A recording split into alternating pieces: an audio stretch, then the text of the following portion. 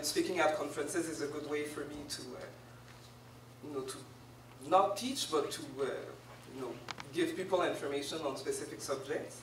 And one of the things that is also interesting in speaking at conferences is that I have a lot of research interests, but it's not always easy to be able to present all of those research interests. And when you speak at conferences, there's a few avenues where you can present your interests. So for instance, aside from doing curating, I'm also a critical fashion writer.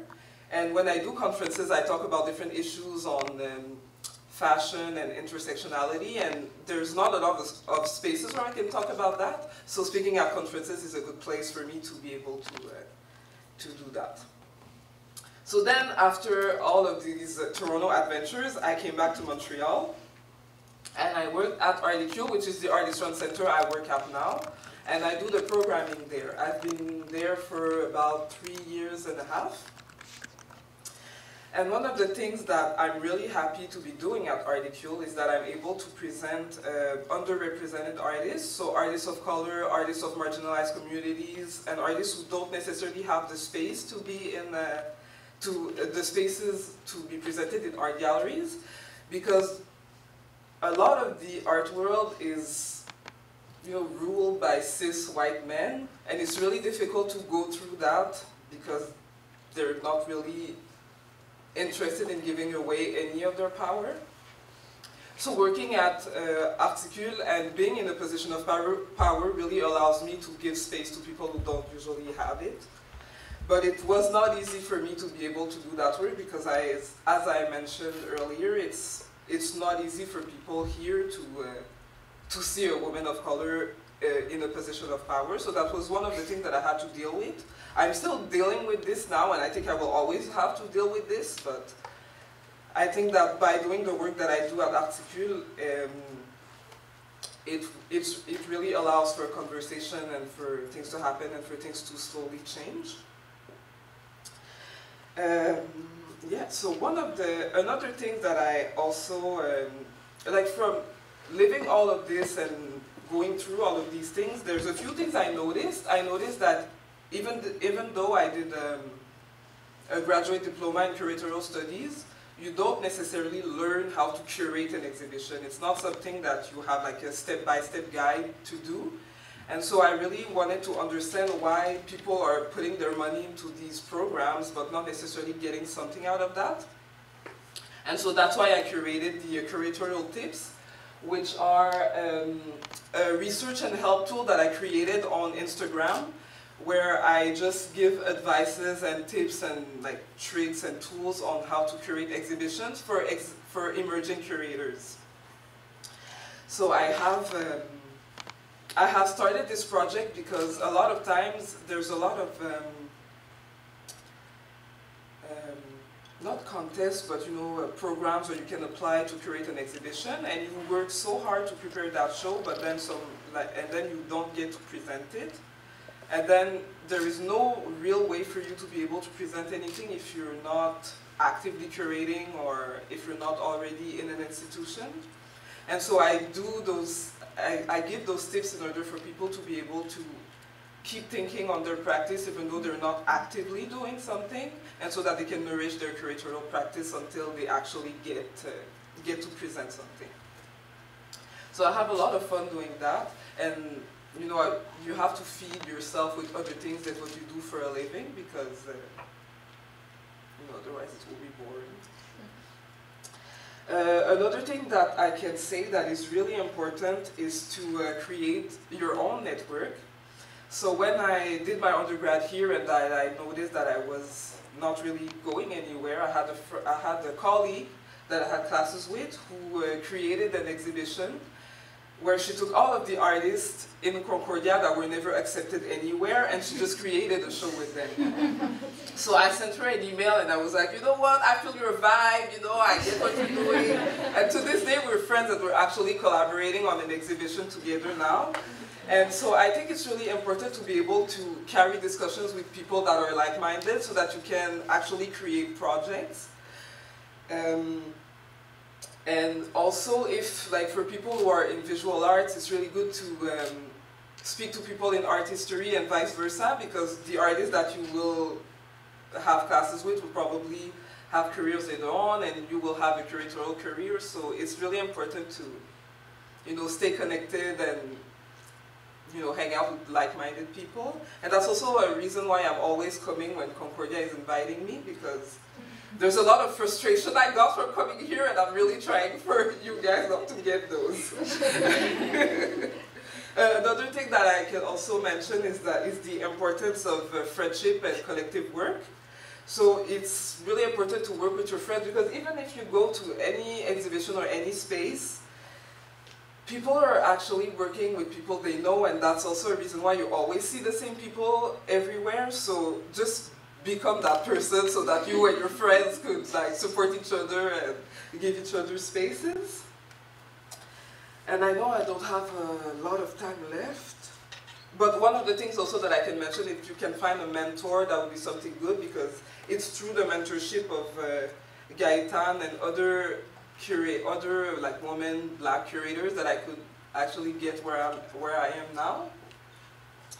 And yeah, if you don't see yourself represented somewhere, just create that space and put yourself out there so that you can fill that gap and not just realize that it's missing. So I know there is going to be a question period, so I don't know if I was clear, but you will have the time at that moment to ask me a lot of questions. So thank you.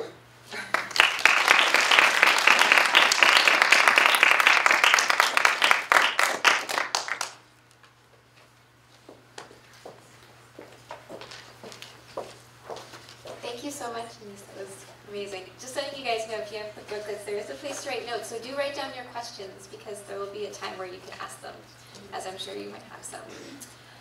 So our second speaker is Avery Zhao, who's the founder of Art Crush.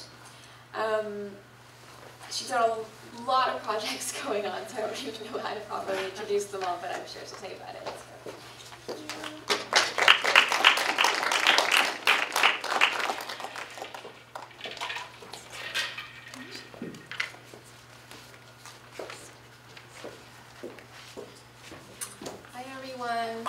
And thank you to Kuja and Yara for inviting me. It was a really nice exercise, actually, to sort of go through past memories and see what I've done with my time. And yeah, it's always good to look back from the past few years. So I guess I'll start off with a number. I'm 33 years old now, and I feel like this year I'm at a pretty comfortable time in my life. I'm pretty at peace and happy generally with how I spend my time, and I find that's one of the challenges is the decision of how to use your time. So I'll share some stories of past struggles, logistical, creative problems, and how I've worked through those. I've worked in 2 different fields, fashion design and fine arts, both in Montreal. I did fashion design in Paris as well. So fashion design, I was in that for several years, and I was good at my job. I actually am proud to say I had a pretty good salary, and it was what I had studied for 4 years. I was on shopping trips, trend research, and it was great. But I found that there was sort of the creativity lacking, and it's a pretty tough job as well.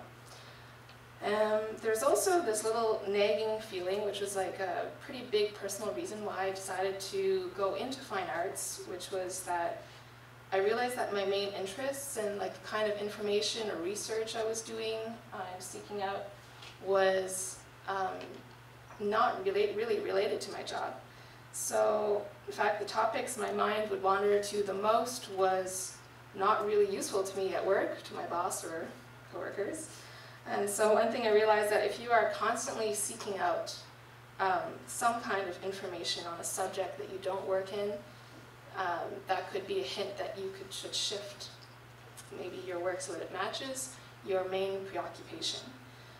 So of course I'm not talking about a side job to supplement income, but what you identify with as your main activity. yeah, it's just what you can't help but think about, can't help but research and learn about. That could be a good career indication.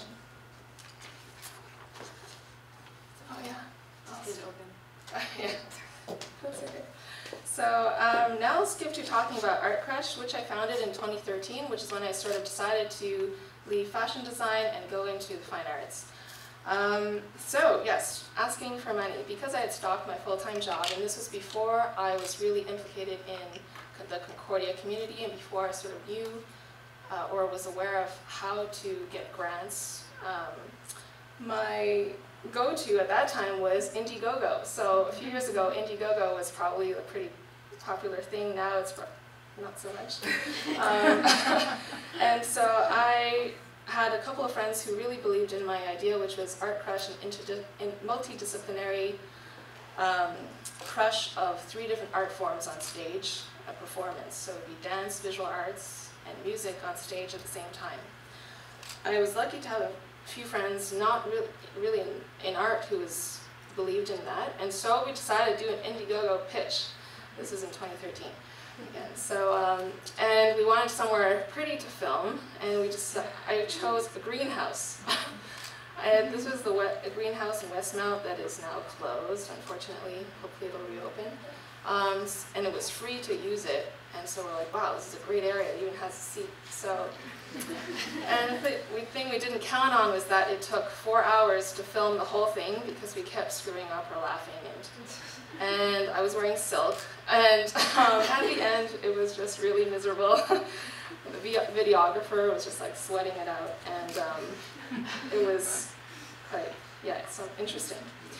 But I always remember that because I learned so much from that experience. One thing is that no matter how you start, the first concrete step you take to a project, if it's awkward or embarrassing, as long as you bring some people down with you, as long as you bring some people along with you, actually you have begun. Because after that, you sort of feel like you have a moral duty to them to continue the project. Like that videographer who did this whole project for $200, he was just, and he had a cold too. So you feel like you, not only for your vision, but to the people around you, you owe it to see it through. And that was something really an interesting experience. So after that, we actually did get some funding, and that was great. And we started the project. We booked a venue, we had the artists, and the reason why we wanted to have funding is because in all my projects I always pay everyone involved, from the artists to the technicians, which I think is really important, even if it has to come out of your own pocket. And so then the next milestone in my life was the performance. Seat capacity 600 at the venue, and attendees 50. We were really ambitious, and we booked Pollock Hall in McGill, which is a great performance space, and it's very big. But then we were doing this very new art format with a small communication circle or network, so that was the result. Here's the hall. Here's a picture of us doing stuff. There's more people than that. That was just us setting up. But what I also learned after that is that even if there's not a lot of people who show up, there could be, as long as there's one person with your reach or the right person, that's sometimes all that matters. Because there was an artistic director there who then invited us to his summer festival in Saint-Lambert. This happened after, the following year. This was the performance called Heart and Breath, and we collaborated even with Richard Reed Perry of Arcade Fire. He was involved in it, and we were paid pretty well to perform at Festival Classica. And from this experience, here's some more shots of that. Just as a side note, is that I guess especially in the beginning, always choose people who believe in your project more than people who are famous or well-known, because those are the people who have the patience to help the project succeed.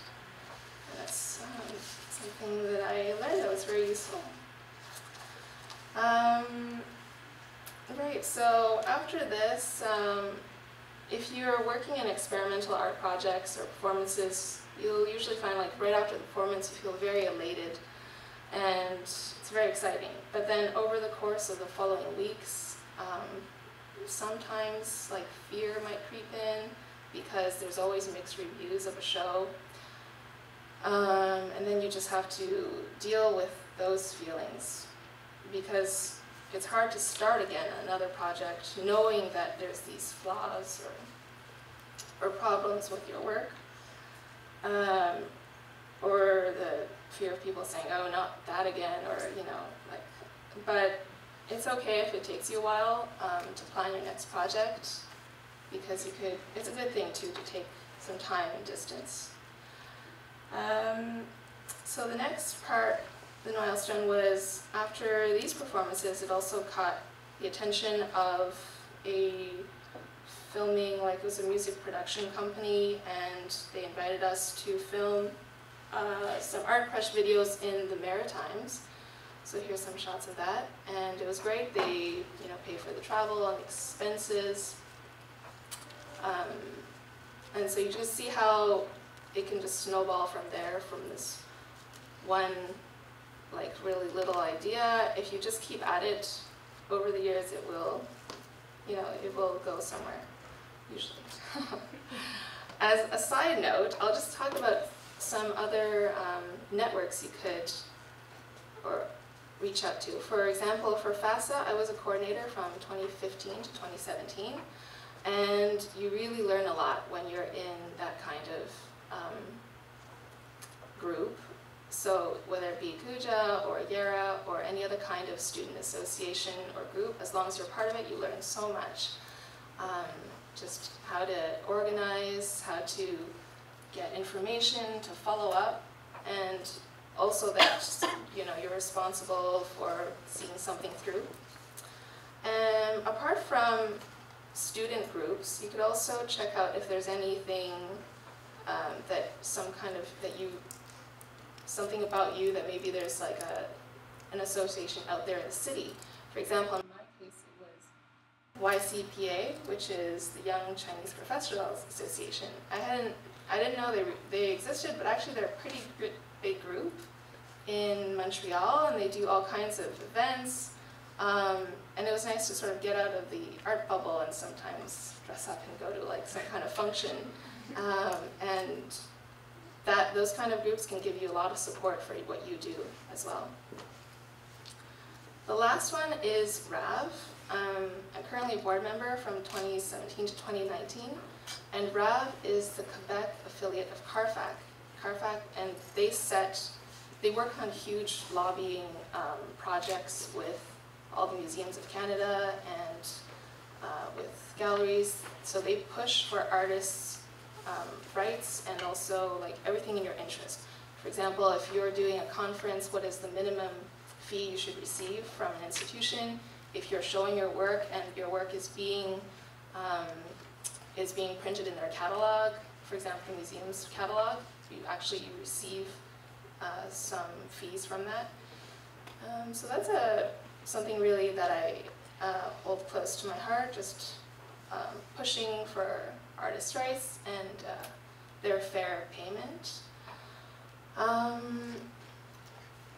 So yes, back to Art Crush. So we've kept doing performances, and most recently a big deal was that we performed at the Salle Bourgie at the Musée des Beaux-Arts. And so that's me painting. I built some structures for it. And sorry, just realized I didn't make this full screen. Anyway. Actually don't know how, but that's okay. There it is. There it is. Yeah. So yeah, I just wanted to take you on this little journey of how it progressed from this little idea to an awkward pitch to badly attended event, and it can snowball from there. And what I also wanted to touch on is, yeah, it's really great to remember the people who helped you in the beginning and who believed in you when nobody else did. And on the other side of that, always be on the lookout for people who might need that little push, or if you can collaborate with them, they're not, that's also a pretty good thing. And yeah, I think the ending is just to stick with what you want to do. Yeah, that's it.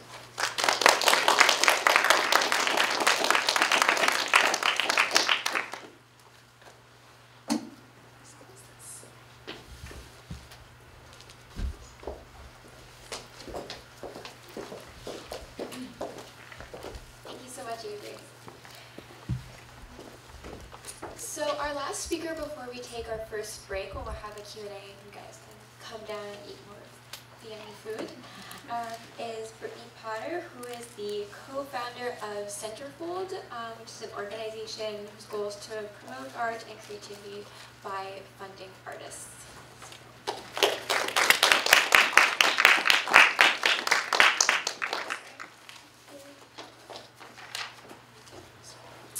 Yeah, I'm not exactly sure how.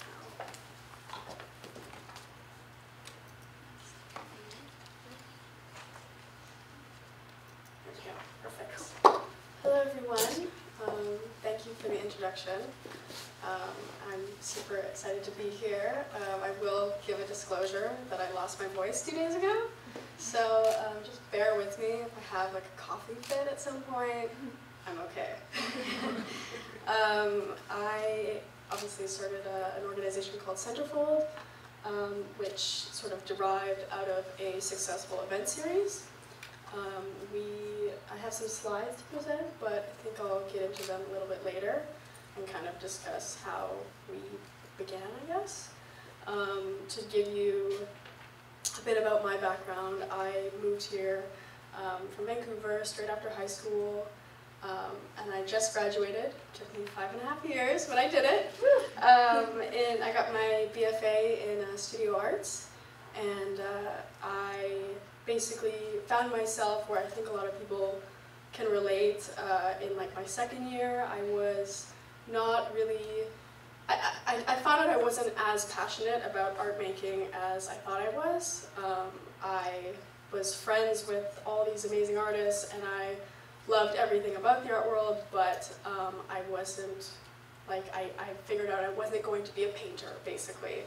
I think painting is still a great personal endeavor of mine, but found out it wasn't really quite what I saw myself doing every day for the rest of my life. So I kind of found myself in like this weird gray zone of the creative industry, where I was enjoying these certain topics like curation and the idea of like creative direction and all these things, but didn't really know how to place myself. And I think we all kind of find ourselves at like the family function where every aunt and uncle is asking you, what are you going to do with the next degree? Which, I mean, even if you do know the answer, I feel like nobody likes that question. Yeah, I mean, I was really troubled with the fact that I thought I had everything figured out, and then suddenly second year comes and I'm like, what am I going to do with this degree?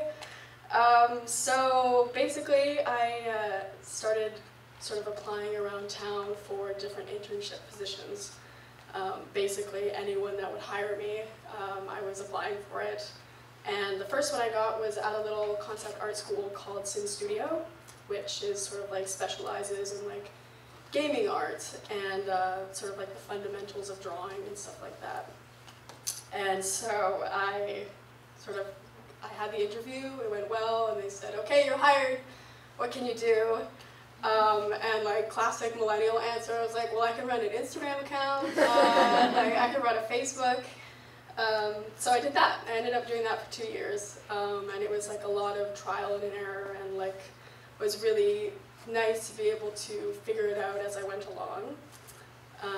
And from there I managed to convince a cafe owner to let me run his social media for like exchange of coffee and food, which as a student, I mean, you all know that's like a big deal, or it was at the time. It's still like, anyways. And then so the third one that I got in like my third, fourth year was at an artistic marketing agency called Landmark. And that was the first time I was really immersed in like an office setting where they were connecting brands and artists and you know, taught me how to develop pitch decks and taught me how to network and all these important things. And the reason why I go over all of these different positions is because I really feel like they really helped me develop the skills that I still use today. And since it was, you know, free internships, you are able to try things without having too much repercussions from it. And so those are really still, I kind of consider like the meat and potatoes of what I sort of started to develop into Centerfold. And from there I was sort of able to figure out, I mean, I had been looking for that answer of the question, what are you going to do with an arts degree? But through these positions, I was able to find out more of a concept that I was really in love with and something that I was super passionate about, which was accessibility. I was, you know, having these discussions with my fellow co-founders of Centerfold, parts of the art industry that we didn't necessarily agree with. So, you know, why is it different when you go to a show or a concert, I guess? You know, you pay for a ticket. We're going to vernissages and we see everyone there, but artists aren't paid to show a body of work, which I found very troubling. You know, people were more like enticed with the idea of like free wine and like taking a cool Instagram picture than they were about, you know, really interacting with the art on the walls. And like, when you have artist friends and you're practicing art yourself, you really start to understand the life that goes into a body of work. So having these discussions, understanding that there was kind of like a gap in the market, we decided to create this event series called Centerfold because it was something that I thought was really important for the art community. And you know, originally it was just one, it was supposed to be one event, and it ended up being, now we've had about 15 events, and it was all sort of based off of this voting method, which I will get into a little bit after. But back to my discussion on accessibility, something that I always found really, really troubling was, you know, for young artists getting their works in front of buyers, and for buyers being able to see and have access to seeing art shows and art spaces. I think like one of the most troubling things is seeing someone going and spending, you know, $200, $300 at HomeSense when, you know, there's a young artist that lives next door where that $200 could be like really helpful. That's supplies, that's food, that's everything, right? So I was like troubled with those barriers to entry on both sides, and thus like Centerfold was born, I guess. These are some of our past like event photos, basically. We sort of developed a voting method with our events. So people would come in and they would pay a cover charge as you would a bar or a concert, you know, $5, $10, and you would receive a voting card. And then based on that, you would write down your 3 favorite pieces in the show. It's all different Montreal artists. And then based on the percentage of votes that every artist received, it was 100% give back of the donations we got.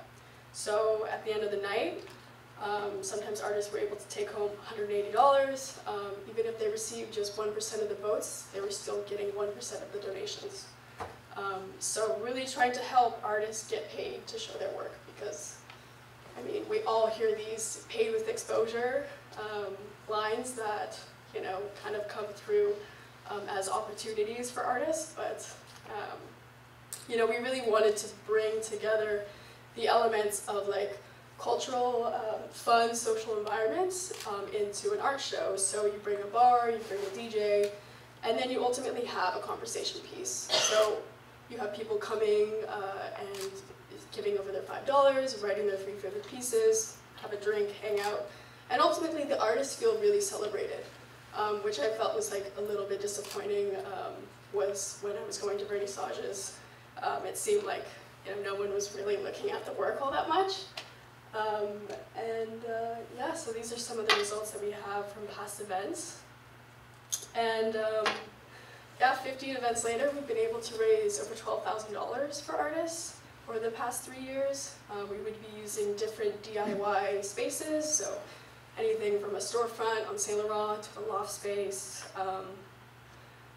Do it as a party setting as well, so people are having fun, people are celebrating, and that's about it. We basically now, actually tonight, we have the opening of a now new permanent gallery space, which I was going to plug that in at some point, everyone should come. We also launched our online platform, so it's an online marketplace that also has a 3D gallery element, where you can sort of move through a show in a virtual environment and sort of bring the experience a whole lot closer to people. And these are a few photos of the gallery. And yeah, it'd be great if you can come tonight, it's going to be fun. But yeah, that's basically it. Thank you.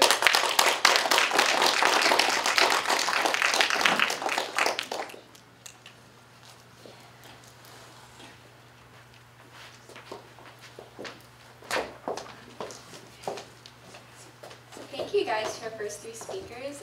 That was amazing. We would love to do a Q&A now. I don't know if you guys are comfortable coming up and standing at the front, I guess. We can also bring some chairs around and just sit near the food if you want to munch. And we'll open up the next 10-15 minutes for any questions you guys may have, so feel free. Maybe I can just want the lights back a bit. Just see people's faces.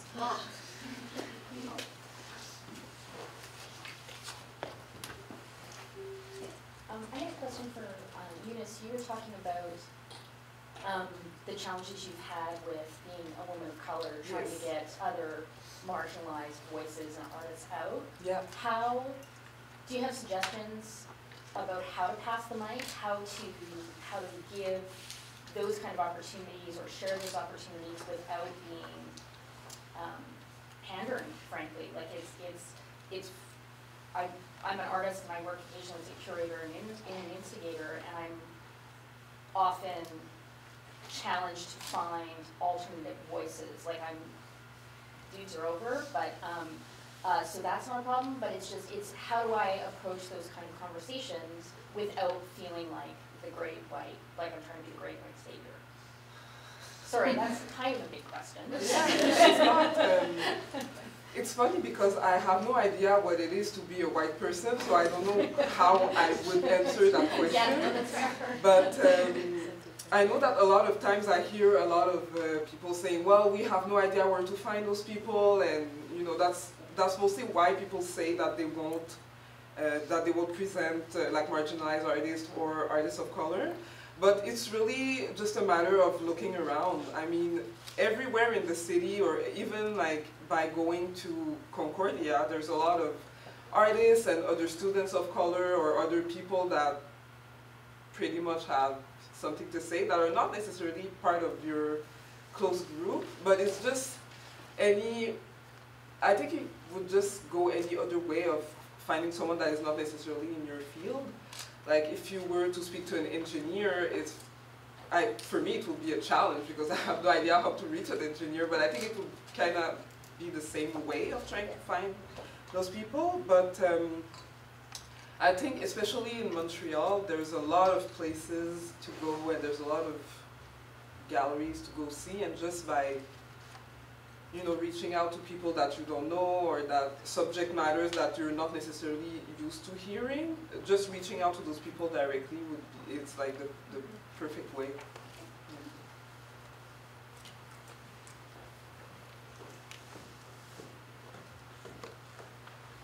I have a question for Brittany. I was wondering, why did you choose to make people vote on artists? Well, I mean, for us it meant it was a conversation piece. It was never supposed to be like a popularity contest because everybody was getting paid in some respect. But it was really forcing people to think like, here's my $5, you know, where is it going? And really taking the time, like we feel like they were taking more time to consider the works on the wall, I guess. And yeah, just sort of like a little more interactive than just, you know, saying, oh, it's going to be split evenly. I mean, everyone was happy with their earnings in the end, whether it was $20, whether it was $200. Yeah. Were people able to give feedback, like written feedback? Yeah, I mean, some people would always leave comments on the back of our voting cards. Usually, you know, all the artists would be there. So if somebody was interested and we're walking around talking about the pieces, we can introduce them to the artists and have those discussions that, you know, are a little more formal than just writing something down, right? Thank you. Yeah. I have a question for Eunice. So earlier you said that you, in addition to curating and bringing artists together, you also, I believe you said you critique fashion and Yes. critique it through like a feminist lens. Yeah. Can you tell me why that is important as a curator or as an artist, or just from your perspective, why is that an important thing to critique? And also, Avery, you also worked in the fashion industry, you said. Do you think that that's, like, critiquing fashion is an important part of the art world, or are they separate? Like, I'd just love to hear your perspectives. Well, I think that a lot of things that, or a lot of the issues that are happening in fashion are also happening in the arts. And that's a parallel that I usually do when I write critically about fashion, is like, I often talk about underrepresentation and tokenism and, you know, intersectional feminism through fashion. And a lot of these things I talk also about when I write about the arts. So it's just that I'm really interested in fashion, and it's a way for me to not just, to talk about fashion in other ways than just talking about clothes. Okay. So that's why I do that. Yeah, I think yeah, fashion is just like a topic like any other that could be subject to critique. Beyond just the image of fashion, there's that whole other end of it, which is the importing and exporting of goods, environmental impacts, the pace of work. So yeah, it's one of the biggest industries, I guess, in the world. So it really is a good subject to study. After leaving it, actually, it's kind of weird. I left it, but then it has crept back into my work in painting. So I guess you never really get rid of what you have spent time on. Even if you leave a field and you become an artist, often you will be painting what you left. So that's what I've been doing, working on a series of the Chabanel district in Montreal, which is kind of an ugly industrial area. Oh, it's quite nice. I like it. And just to touch back on the whole import-export thing was also a reason why I left. It was just, you know, fast fashion. They choose to make their goods in one country, but then, like, say for example Bangladesh, as soon as Bangladesh becomes a little bit more expensive, they will switch it to, for example, Africa or another country that's even cheaper. So on the consumer end, we could try to make a push to try to change that as well. But anyway, it's this big system. So it's for both of you, I would argue that it's a good idea to look at fashion through an artist's perspective and try and find creations as opposed to products, and conversations as opposed to just goods. But it's the same even with any other, because we have fashion in common, but I will also do the same with architecture, because that's also a subject that I'm really into, and there's a lot of those conversations and things that you brought into that conversation that could also relate to architecture. So it's really a way of just not staying in one subject, but trying to bring the knowledge that you have to different perspectives. Thank you.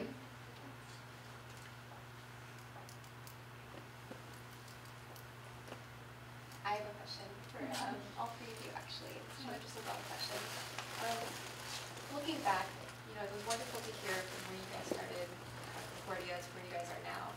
But if you could go back to your undergraduate degree and do one thing that maybe you didn't get a chance to, or you just didn't think of at the time, what would it be?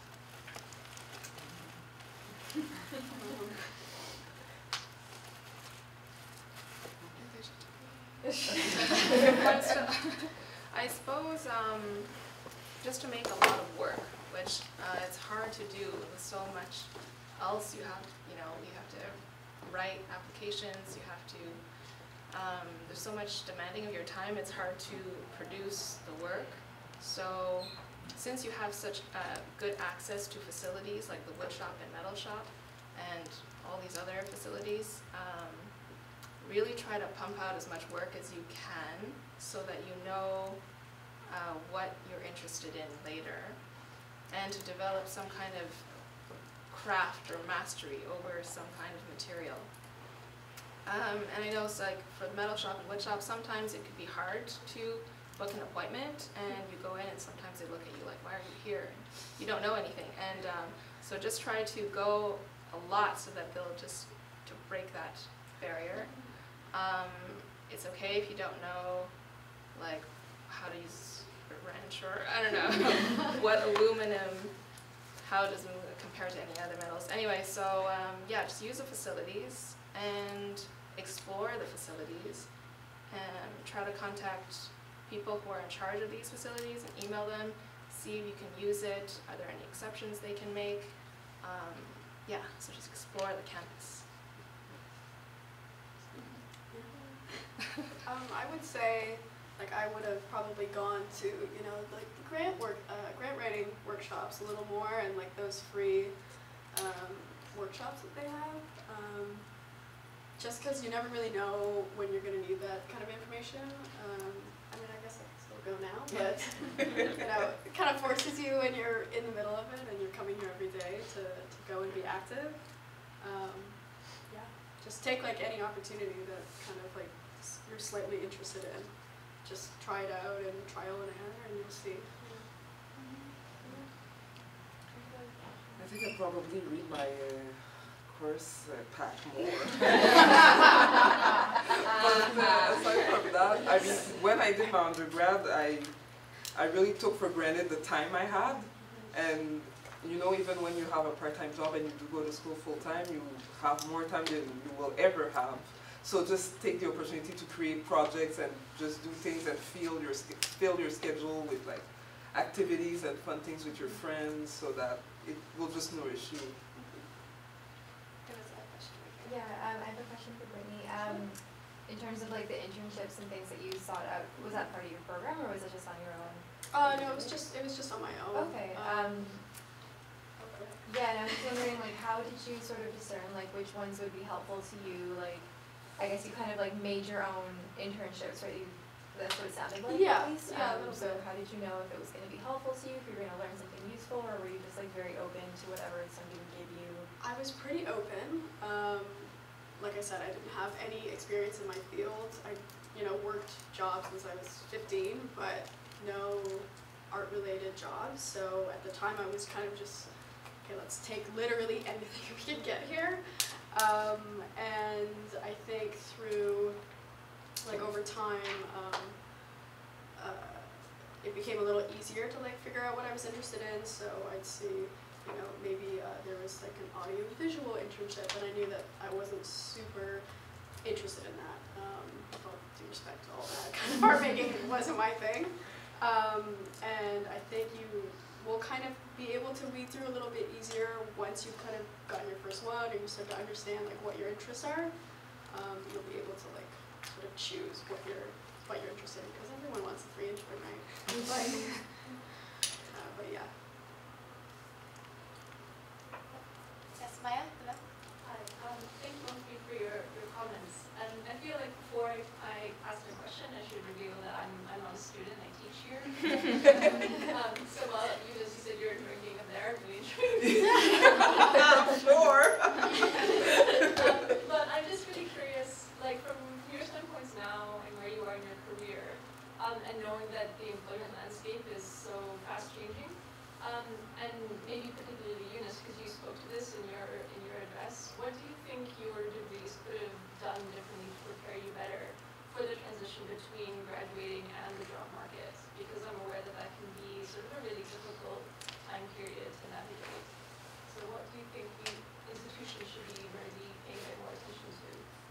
I think they should realistically know what the students in the program are looking for, like why they decide to do that program, and even people, like a lot of people will have different answers. Some people will just want to go through the PhD and just do scholarly things, and some people will want to create, you know, art spaces. And if they are aware of what the students want to know and want to learn, then it will be easier for them to, you know, guide them through activities or, you know, different events or different things where the students could be able to see and experiment other things than just like, you know, learning about Picasso. And because I mean, I haven't seen Picasso after my undergrad, I must admit. So you know, it's good because it, you know, it gives you like broad knowledge of the arts. But then in the end, the goal is to prepare someone to have a career. So it's important for the people to be aware of that. Said that way better, actually, to be honest.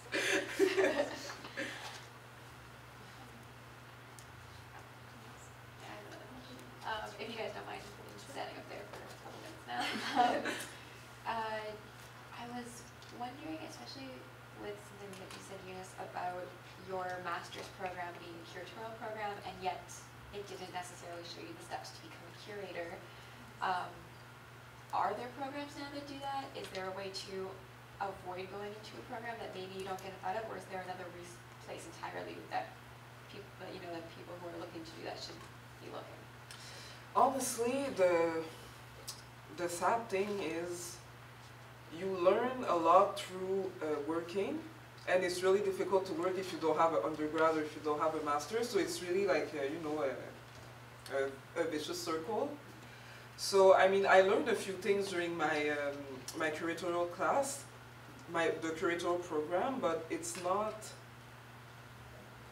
not where I learned the most things. It was just, I think, a way for the people who would hire me to see that I would have the experience. And I remember I was talking to a friend who was applying to do a PhD in curating, and she had a mentor who told her, I mean, those programs are just taking people's money because it's really hip and cool to be a curator. So it's really a hard place to be because you want to do that, and the classes you take will not necessarily show you how to do that, but you'll end up having a space where you're going to learn that, which is outside. So I'm assuming that the program will help you have that line on your CV. But I'm just hoping that you know, people who create those programs just hear us and, you know, change the curriculum. Mm-hmm. Yeah. Any questions? Yeah? You all sort of mentioned that you thought it was important during your undergrad or your master's to kind of like work on things apart from what you're being like, told to work on, about school or whatever, a job. And like, I'm just wondering how you, I don't know, for me personally, deal with like sometimes working on something and completing it, knowing that maybe there won't be an audience, or there won't be, it won't be published, or I don't know, like some, I don't know. It will be eventually. That's how you have to. that's what you have to tell yourself. Because the thing that you start, you will come back to it, and then at some point you will be in a position where you will be able to, you know, put those projects into fruition. So you've already started that way back, but now you were older, you're more mature, and then you have more knowledge to bring into those things. So I mean, you are your own audience, and then your friends will be your audience. So you should never stop doing those things. And you never know too, like whatever, like I worked on projects that have never seen the light of day, but you understand that might just be like a sketch for something else, Yeah. right? So it might turn into something later, but getting that ball rolling and forcing yourself to work is like the first step. Yeah. You know what I mean? I do see a lot of projects that you choose to do early on. Actually, you keep working on some iteration of it over the years. So in the beginning, I don't know if it's choose carefully or not, maybe not, but whatever you spend time on in your beginning years, I think you will still be sort of working on in some form later. And yeah, about working on like what kind of subject matter. I'm also in painting and drawing, so often I find like some teachers might, they have a certain style and you want to create work that might seem edgy or cool or something like that and not cheesy per se, but I don't really agree with that. If you're in like painting 200 and you're just coming in and you just love painting and you always wanted to paint like a unicorn or something like that, anything that's even cheesy or for fear of other people saying it's boring, like paint that, do that, get it out of your system, you will be better for it. Yeah, don't avoid it. Yeah.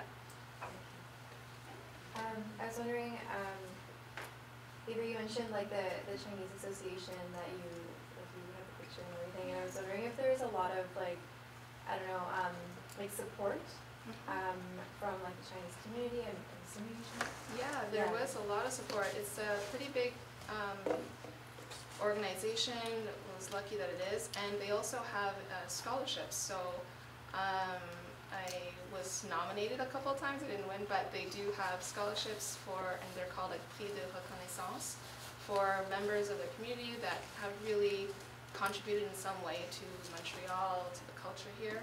They have like a lot of gatherings, like workshops. They even do tax workshops for people like who just arrived here, how to navigate the health system, for example, or just different things.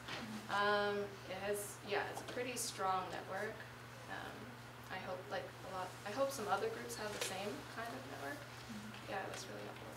And I don't know if either of you ladies like can speak about your own backgrounds and cultures in Montreal, like having spent time here and being professional here. Do you find that there's like support for yourselves? I mean, I have not ever really focused on what might have held me back. I don't know why, I just never, but I was lucky because I immigrated here pretty early on. Like I came here when I was 5, and then I was put into French and English, so I'm bilingual. That has helped. I haven't really noticed myself any barriers, but of course Montreal is a great place to be. It might be it's different in other cities. But there's a lot going on to change and improve things. Like there's the Diversité Artistique Montreal, which is DAM. They make a lot of, push to be more inclusive at all areas of government and institutions. But I have, personally for myself, I haven't really experienced that. I don't think.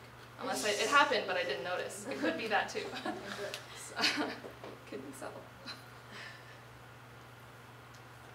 Can you repeat your question? Well, I was just basically wondering, like, do you find like support from people of your own culture, your own background here in Montreal? Like you were mentioning that you do find it hard, like a lot of the people you study with were not focusing on like art from women of color or Black women, so it was like awkward for them to hear it from you. And I don't know, like, just can you speak about that a bit more? Or? Yeah, I have a lot of, I have a mentor in Montreal who's also a Haitian woman, and she's like super great. And there's a lot of, because Black people in the arts it's a very small community, and so we just really stick together. So I'm assuming that I can say that I have had support from my community. Yes, I still have a lot of people who don't understand what I'm doing, but it's not a liberal job like lawyer or doctor, so it's normal that they don't get it. But for the people who are in the milieu, I do get support from them. I guess going off of that, obviously, like having the parents not understand or people not understanding what direction you're going in per se. I guess my only real difficulty has been being Anglophone. Sort of tried to get enough to get by, but obviously that can be difficult, applying for grants even and all that kind of stuff. But yeah, I guess that's been sort of my only sort of big speed bump, is trying to get over that. But yeah. I just asked because I moved here from Ottawa, trying to find but my family's from Bangladesh and trying to find a community here. And it's different. I also don't speak Bengali, so it's a weird disconnect from all over the place. So I'm just wondering what your experiences have been in that perspective. Well, thank you everyone, and we'll give a last round of applause for our first round of panelists. We'll take a short 10-minute break. You guys can come down, get more coffee or food, and then we will start again with Melanie Binet, Artistic Director of Théâtre Nupal, when we come back.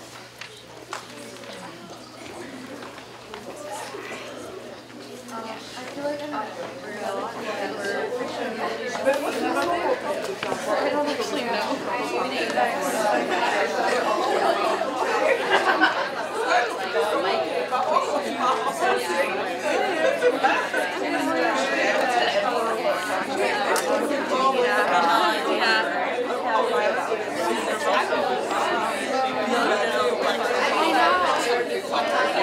Yeah, excuse me, I think that word has talk about philosophy. I guess you're really young, but I'm not a pastor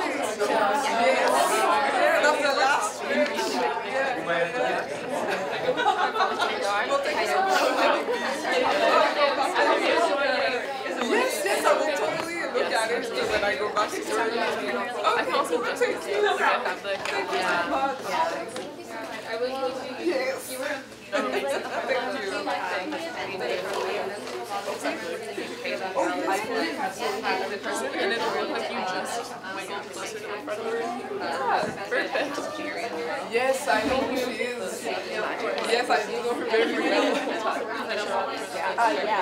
Yes, so actually we're recording a talk tonight. I'll see you guys later. Yeah. Yeah, this has been set up, yes, absolutely. Yeah,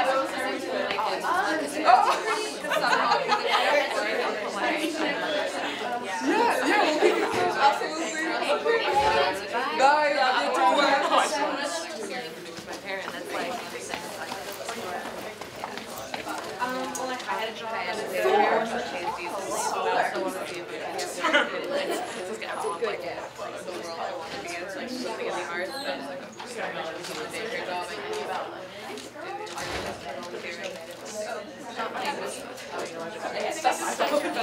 I didn't need to speak for my own.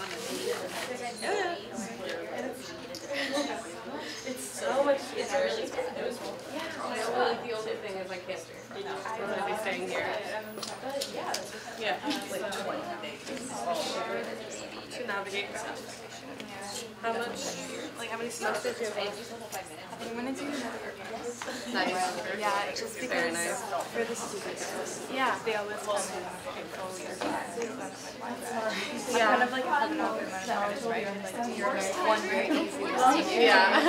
One semester. Yeah. I mean, like, stretching it out, like, I kind of wish I had. Like, I took 5 courses every semester, and it's not like a huge rush. Very like So it's like, yeah. yeah. Yeah. And like, I won't, like, be spending too much on my parents' money, which makes me feel guilty. So like, alright, I'll get it done. Don't worry, guys. Yeah. And they're probably trying to find keys for Yeah, you too. For sure.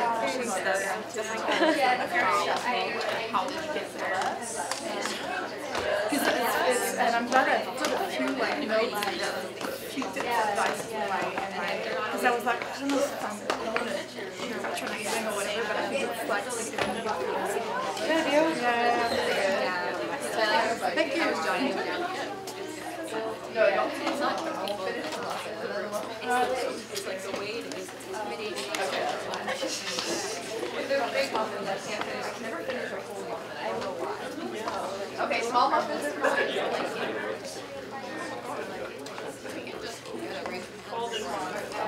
I can tell you.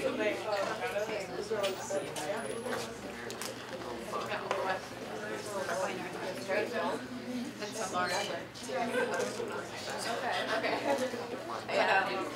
Yeah, because oftentimes actually, there are very few students who are just trained on like, they'll be like major minor, or double major, or video.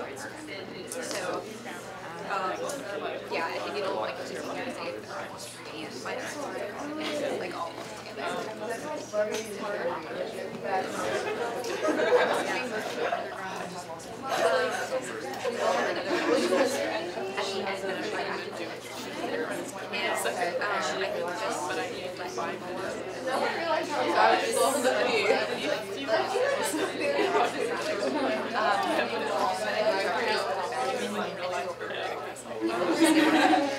Everyone in my social media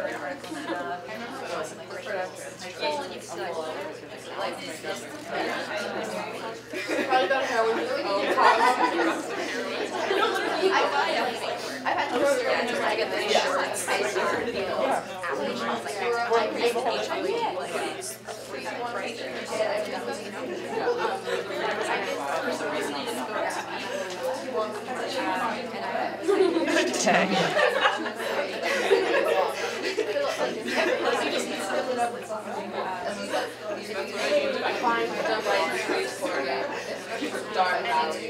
like all safe space and it's very reaction. So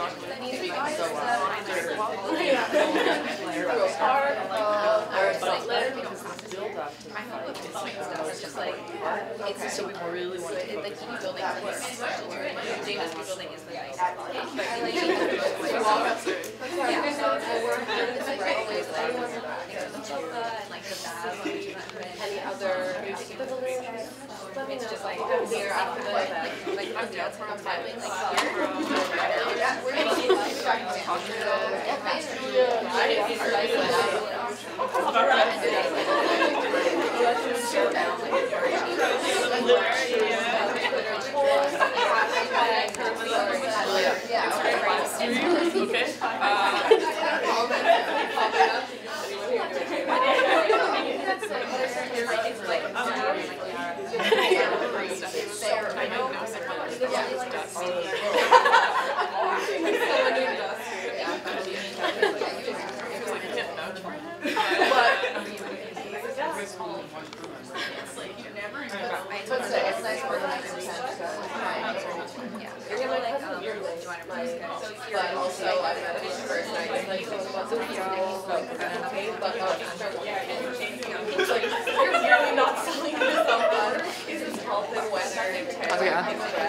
Good. I saw the lag thing. I didn't click on it because I didn't want it to make any sound. It's working well. Did you get the tutorial for it? Yeah, I talked to it at the CBA. The Terrified. Like the one that is like just seemed so annoyed that you asked the questions. That one? Yeah. I know. It lost me through like 2 hours. And I'm like, oh, 2 hours. Okay. Do you think this can fit in the... Have you been to SP's talk? Okay, because they had a live stream about that. Somehow. I don't know what space. I mean, you can... I don't know, actually. I'm not going to talk. I don't know. I'll figure it out. Yeah. But, yeah. I should talk about that too. Yes.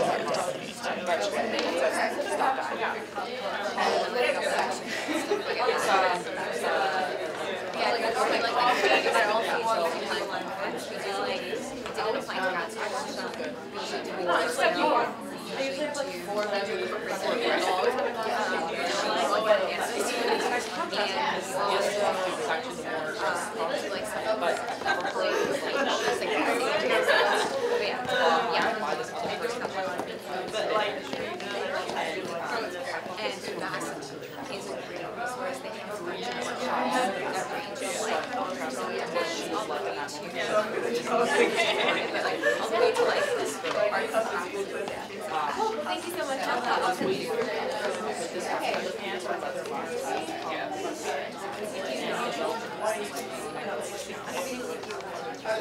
I work with the coordinators and like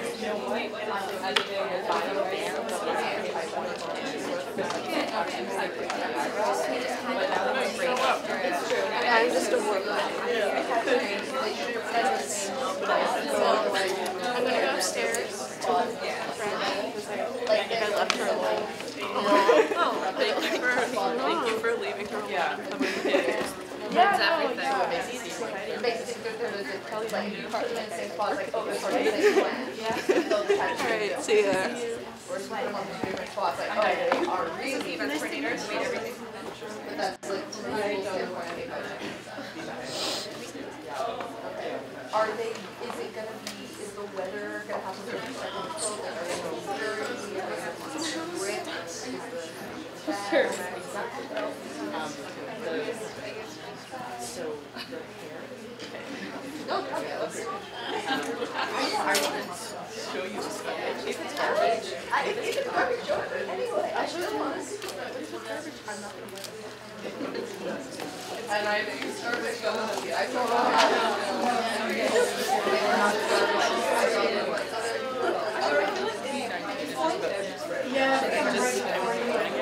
here's my garbage. Show me your garbage. I can't afford to pay like law with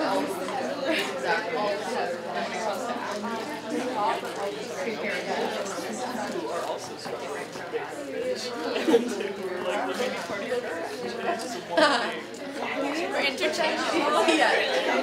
So you get tired of that?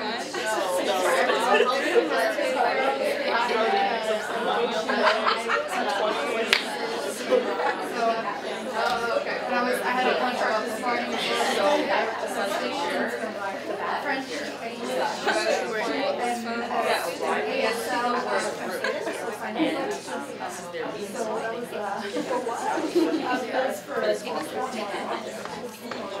they needed, and I'm just like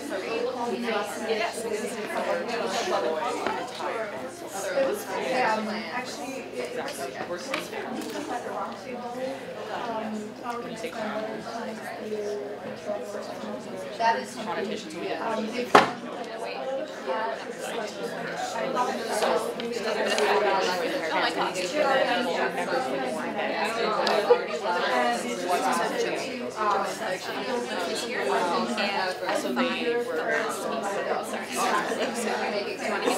Right, exactly. So we just thought that out.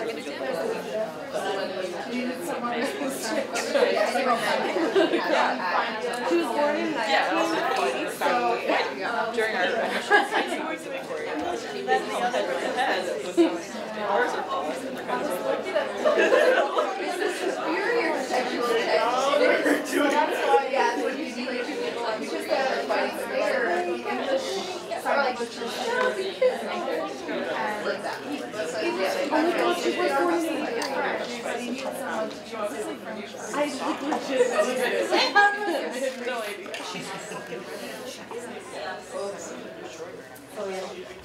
Hey guys.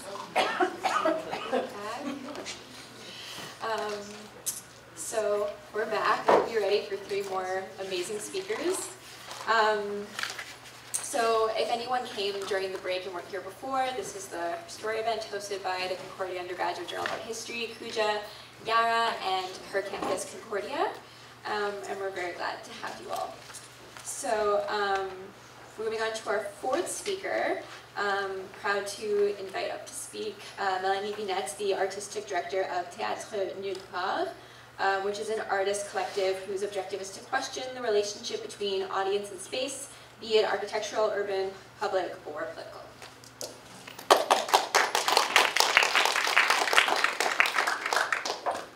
Thank you, everyone, thank you for having me here. Just open this. So some of the slides were stolen from my portfolio, so yeah, hence the portfolio style. I want to start my presentation by sharing how at first I was hesitant to confirm my participation to this event because I wasn't sure if I could or would consider myself as a success. The reason why I'm sharing this initial reaction is because I believe this is a very female way to react. Like many women, I am subject to the imposter syndrome. And when I described this feeling to some of my female friends, it immediately felt very, very familiar to them, and their reactions were all the same. Most men would have just felt entitled to the attention. So instead, all I could think of was how I encountered obstacles throughout my career and how my trajectory as a professional artist still feels very precarious. Nevertheless, I managed to quickly brush away this negative self-judgment and reply positively to the email invite. But I think that the current social climate is changing the way I perceive myself as a woman, as someone who deserves recognition, validating my own struggles and achievements through the stories of other women. But also perhaps the language of success is highly or somewhat problematic. It inevitably involves competition, performance results, and productivity, all of which are core capitalist values, and all of which puts us women artists or cultural workers of different backgrounds against each other in a context where we have to claim our share in each given field. I don't know if I am an example of success, but I firmly believe that I am an example of resilience and commitment to my practice. Hence, the stories I would like to share with you today are stories of perseverance and dedication, and I hope you might find something inspiring in them. I co-founded Théâtre Nulle Part with a group of friends when I was 25 years old in 2009, already a while ago, after having graduated from a theatre degree at Université du Québec à Montréal. Most of the other co-founders were young women I had studied with. We were dedicated to writing as a collective and to creating site-specific performances In French, we use the term institut. Back then in Francophone Quebec, other theater groups doing collective writing were rather rare, and they were mostly led by men. We founded this performance company out of necessity. As young female theater graduates, working as a collective felt like an empowering way to explore our potential as creators and to draw from each other's strengths. But working in situ also proved to be strategic. We invested in new territory. We appropriated performance spaces that didn't yet belong to anyone else. Back in 2010 in Montreal, it hadn't become a pervasive term institute and a ubiquitous practice as it is at the moment. And a lot of people still found it very strange, especially journalists, that we would perform in such sites as public restrooms, which was the site for our first performance, Bonheur Biochimique. I spent 2009 scouting public toilets all around downtown Montreal, getting kicked out by the security at UQAM as we were rehearsing and testing our performance. It was quite a great way to test how public those spaces are, and interesting to note how a bunch of women hanging out for too long in public toilets would draw some attention. Our performance was about the female desire and fantasies, and it explored through the experience of public and private spaces. We explored I would say the contradiction between the experience of public and private spaces and public restrooms. And our characters read Harlequin novels hidden in the stalls. There was obviously something cheeky about exploring female fantasies in public toilets, and luckily that didn't stop the director of Marché Bon Secours, a middle-aged man, to sign our partnership contract with him. Nor was he stopped by the fact that we were young women with no professional artistic experience whatsoever. Sometimes you have to carry on until your email hits just the right person. And this was incredibly refreshing because we had encountered a lot more resistance from the performing arts milieu. For instance, from a Maison de la Culture director.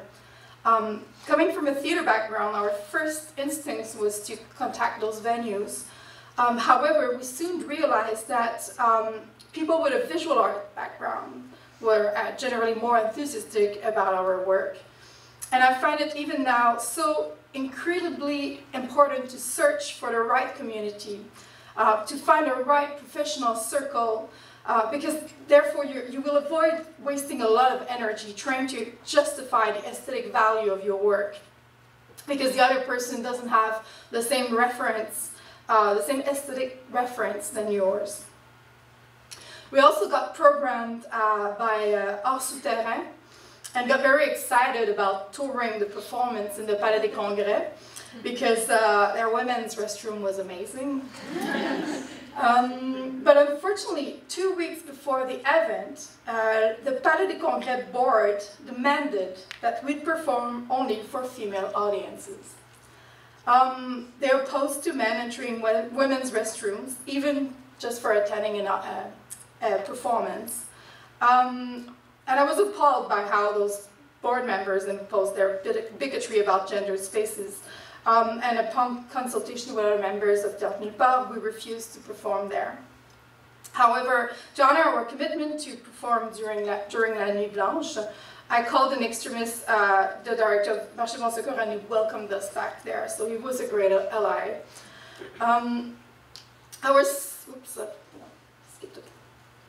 Our second performance, Fenêtre Murée Daylight Robbery, was a bilingual production in a cul-de-sac in Griffintown, right before the arrival en masse of condo developments.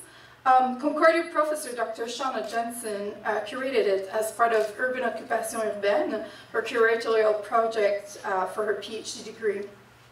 This was quite an interesting site, a narrow triangle caught between a functioning CN viaduct and a new city gas building before it became a club. And we wrote a performance inspired by the neighborhood's post-industrial history and performed it using our silhouettes to cast shadows on the sea and wall. We rehearsed in the rain, in the cold. Sometimes we had to dodge pigeon droppings. Other times we would hear people spray painting on the opposite side of the train tracks. We were also on a really tight schedule. We only had 1 month to produce our work. But all of these constraints shaped the atmosphere of the performance, translated the urgency of telling the story of that space, of that neighborhood that was about to get transformed forever.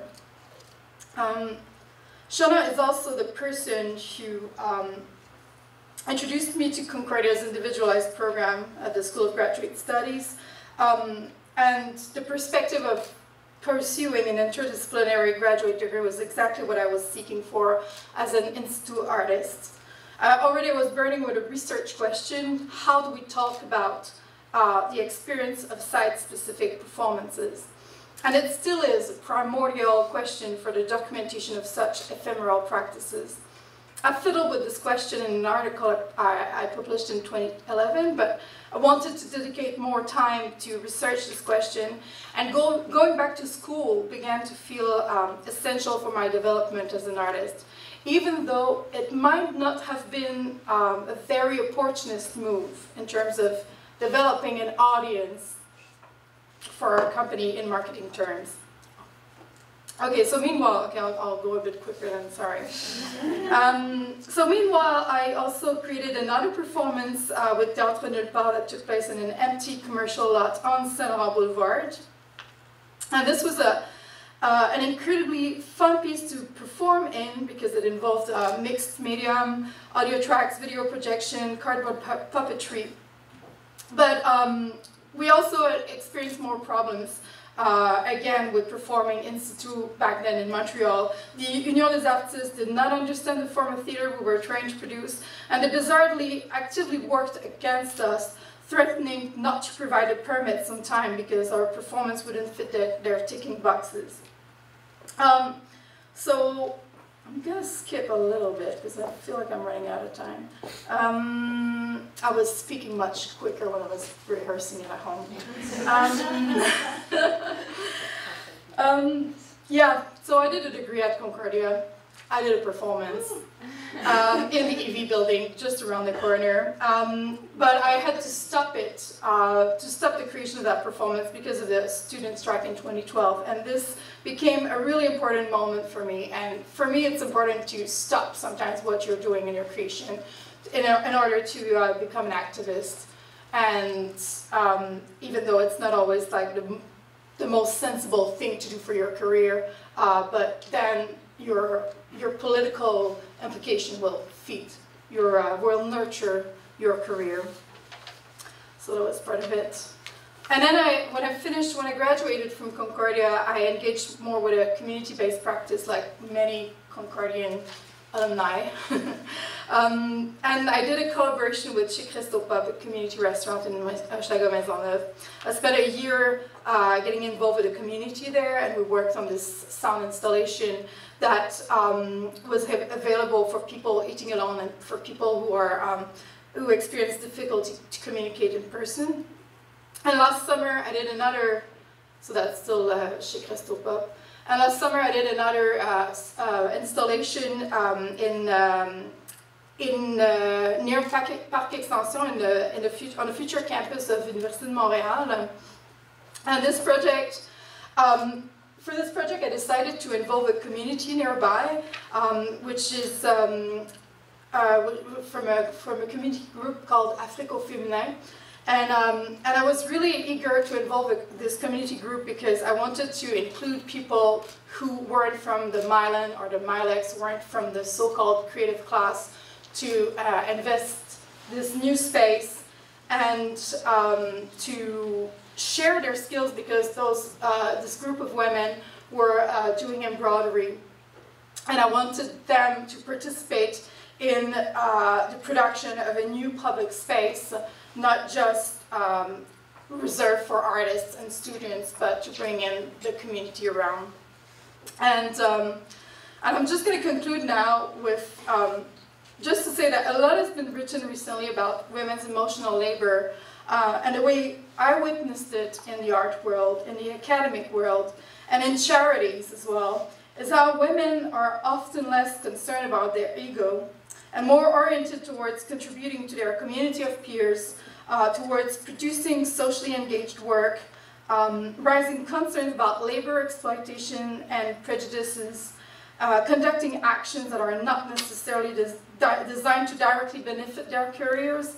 And the women I had a chance to work with are committed. They don't count their hours, and sometimes they get exhausted. That's why I want to be careful with the language of productivity, success, performance, competition, because oftentimes it doesn't fit the way that women organize their labor. Thanks a lot.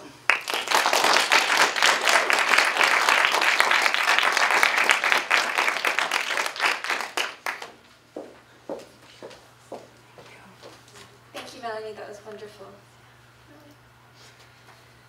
Okay, so I'm just going to present to our next speaker, Joanna Brzezowska. She is the Associate Dean of Research at the Faculty of Fine Arts at Concordia University. She is also a member of the Textiles and Materiality Research Cluster at the Milieu Institute, the 11th floor, you guys know, and the founder of the XS Labs, which is a design research studio focusing on textile-based wearables. Give a round of applause.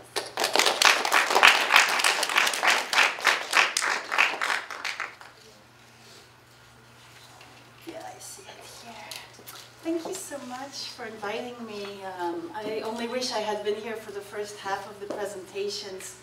You know, this topic of women and careers and success, how do we define success, the topic of fear, are so important to me, and more so than ever because I recently had a daughter.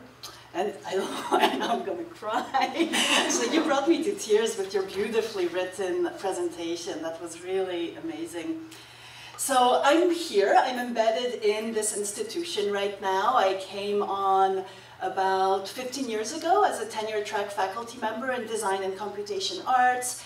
And I've moved up the ranks of administration since then by becoming department chair and now as associate dean research. So when I was thinking about what to talk about in these 15 minutes, I first thought I would just deploy a whole range of really depressing statistics about women in academia. I assume a lot of you have heard them before, and if you haven't, maybe it's not the right time. Instead, I actually decided to just go through a whole bunch of snapshots from my life. So I'm 45 years old, okay, so I've been around a bit longer than most of you. And I'm just going to go through a series of photos that I actually pulled down from Facebook last night to kind of tell the story and perhaps focus on some of these moments that were seminal moments, formative moments, as well as this topic of fear and choices. Fear and compromise, and how often actually the path to success is through compromise. I don't know if that's a gendered thing. I don't know if it is gendered to not be on this monolithic kind of ego-driven path, since you brought up the word ego, versus actually being a bit more subtle and pliable and sometimes bend but not break. Sometimes you might break, but then you tape yourself back together. But it's definitely been a long series of compromises, okay? So the first compromise being is that I was actually a pretty good artist. I went to high school in Newfoundland, and I even won the provincial high school award for the arts, okay? So I was Newfoundland arts something. I did this painting, which was beautiful, and I won the first prize. But for a variety of reasons, which I think a lot of you might also be exposed to, talking with your families, your friends, the arts are not considered a solid career. Still now, I mean, this was a while ago, but things haven't changed that much. So I went through a few different sorts of compromises right away. So first of all, I actually enrolled in a math degree at McGill because I happened to also be quite good in math. After 1 year, I dropped out and I applied to Concordia, to fine arts. My second compromise, so I made the compromise and then I stepped back. My second compromise was, instead of going into studio or painting and drawing, which is what I wanted, my parents convinced me to go into design art. It was called design art at the time because there's more of an illusion of a career path after design than after painting and drawing, right? And so I did, even though I was still painting on the side in secret in basements. No, I'm joking. But I was definitely the kind of rebellious designer, you know. I was always not necessarily following the brief. I ended up going to, and this was in the 90s, okay, in the early 90s, and I ended up actually being introduced to new technology. So the web was just starting out, and multimedia and computers, like Photoshop, the very first version of Photoshop. So I ended up actually moving in that direction and ended up getting a master's degree at MIT in a place called the Media Lab, which is very much about technology. So I kind of had this love of art and technology at this time. And, you know, everybody was saying, how are you going to merge them? You know, maybe you can go into architecture, because there's tech and art, which is yet another compromise. Thankfully, I actually found an interesting path. So this is me wearing my tech/science hat, which was electronic textiles. And I won't really talk too much about my research work, but basically I've ended up doing a lot of fairly influential work in embedding electronics in textiles, so creating textiles that change shape, change color, that move on the body, using all kinds of chemistry and physics and electronics to produce these interactive garments, as well as actually working with scientists to innovate the next generation of fibers. So actually doing material research, so fibers that can transmit light and change the color of light, etc. So at the beginning, I was still doing a lot of my own creative work, right? The second compromise came as I became more and more successful in research. And it's a double-edged sword, because with success, you get research grants, which is fantastic, but then you have to manage them. And you get to hire students to work on your grants, which is amazing. You get to publish, etc. But that means you get less and less time for your creative work, okay? So this was a huge compromise that happened in small pieces, because getting a research grant is so rewarding, and perhaps it's that element of ego that maybe is gendered, or maybe just a personal thing. And, you know, I didn't want to stop. I just kept writing grant proposals, even though it meant I ended up not doing any of my own work anymore. I also tried a business venture. I always really loved teaching and working with students and transmitting knowledge. This is actually, I'll just tell this story. This is hilarious. I did a workshop at this military academy, the Norwich Military Academy. And the reason I did it is because they offered me a lot of money. But actually, so it's a military academy where if students are in the military, they go for free, and otherwise you pay. It's actually a pretty good school, but they actually had an arts faculty in this military academy. So he was actually a cadet, I guess. I don't really know the technical term, but he was on the military track. But basically, this was the best bunch of students I ever had. They were like, yes, ma'am. I was like, okay, go get the threads. Yes, ma'am. You know, and they would go and just lay out everything. And they actually did some amazing electronic textile work. You know, so I already started talking about the compromise of giving up my own work, but I skipped ahead of my story a little bit, because I had a few slides here that really talks about all of the cool aspects of that time in my career. So I actually started a little business venture where we were going to develop smart textiles for the fashion industry. I really love teaching, even though it's also another compromise I've had to make subsequently in terms of devoting less and less time to my teaching. Research has been really amazing. As an academic, you get to participate in conference juries. research trips, you know, to study different practices all over the world. I was invited to give keynote addresses, you know, I got all kinds of recognition. This was, I think, last year or 2 years ago, where I was chosen to be a visionnaire montréalais, which was part of this McCord project, of photography project.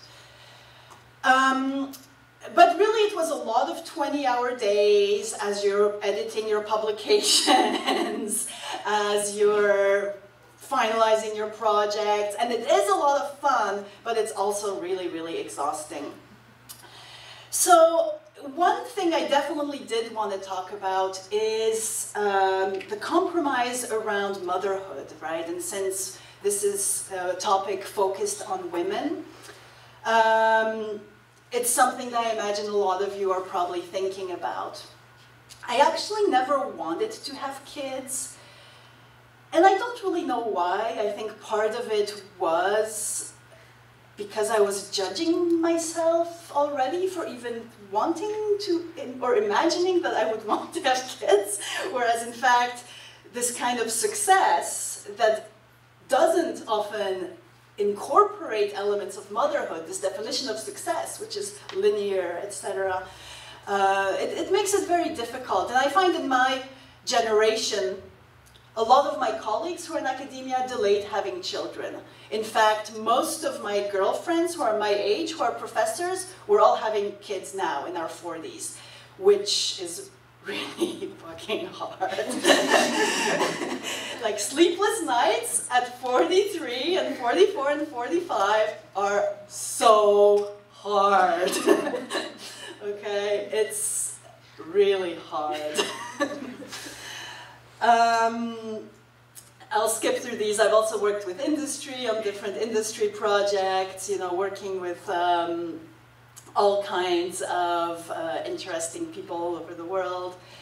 I became department chair, as I mentioned, and oh yeah, kids.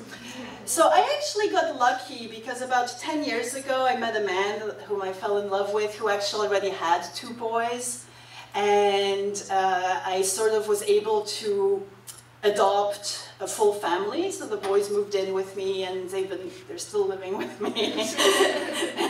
Now I'm sort of thinking, okay, when are they gonna move out? But apparently they don't do that these days. So I inherited these 2 boys who changed my life for the better without having to go through the early years of sleepless nights and diaper changes, which, if I didn't mention already, are really, really hard. So these are my 2 bums, and then this is the newest little bum who was born 2 years ago. So a lot of my colleagues, you know, are having kids in their 40s, and a lot of them can't anymore. A lot of them, a very good friend of mine had twins, and unfortunately, genetically, we have, because our DNA is older, we have higher chances of mutations in our DNA, so there are higher chances of various health issues, I suppose. And it's something that I'm happy to take questions on, actually, because I feel that was perhaps one of the hardest compromises I've had to make in my life. So I feel there's been a price to pay for every success, okay? And I really, so this was the other price. I actually have not painted in 20 years, but I actually really love my job right now, the new associate dean job that I took on. One of the reasons I took it on, though, is because it allows me to integrate the realities of my new motherhood, okay? I'm extremely fortunate that I'm able to kind of have 9 to 5 days, except not this week. That I'm able to, you know, leave if the kid is sick and I need to take her to the hospital. And when I was younger and working the 20-hour days, it would have killed my career. So I'm now in administration, which I really love. I love working with younger academics, helping them shape their research paths, advising them on their grants and research funding. But would I have been here had I not had children? I don't know. Would I have been here had I not listened to my parents and pursued my painting career? I'm not sure. There's so many choices we all have to make, and the only kind of thing that I feel really strongly about is to not be afraid to screw up and not be afraid to make bad decisions along the way, to not be afraid to make mistakes. Mistakes are just as important, bad choices are just as important as good choices in the grand scheme of things. I think I'll just end on that, and maybe if there's questions later, I'm happy to revisit any of these themes. So thank you again for inviting me, and thanks for listening.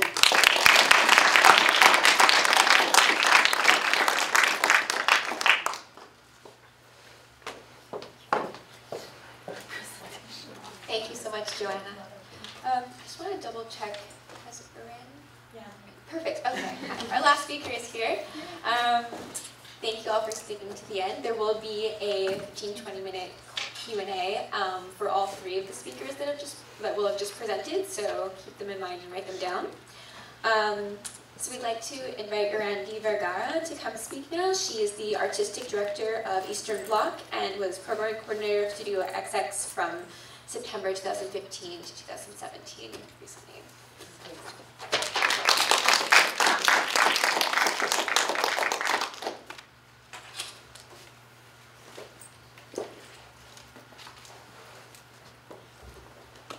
Good evening, everyone. Thank you for being here. I forgot my presentation.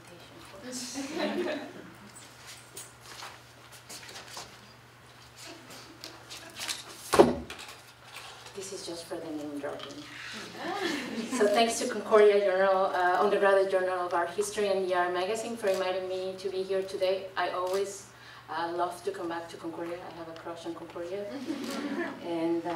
And so it's good to be here to talk about these women I admire and to just share a little bit of my story, I guess.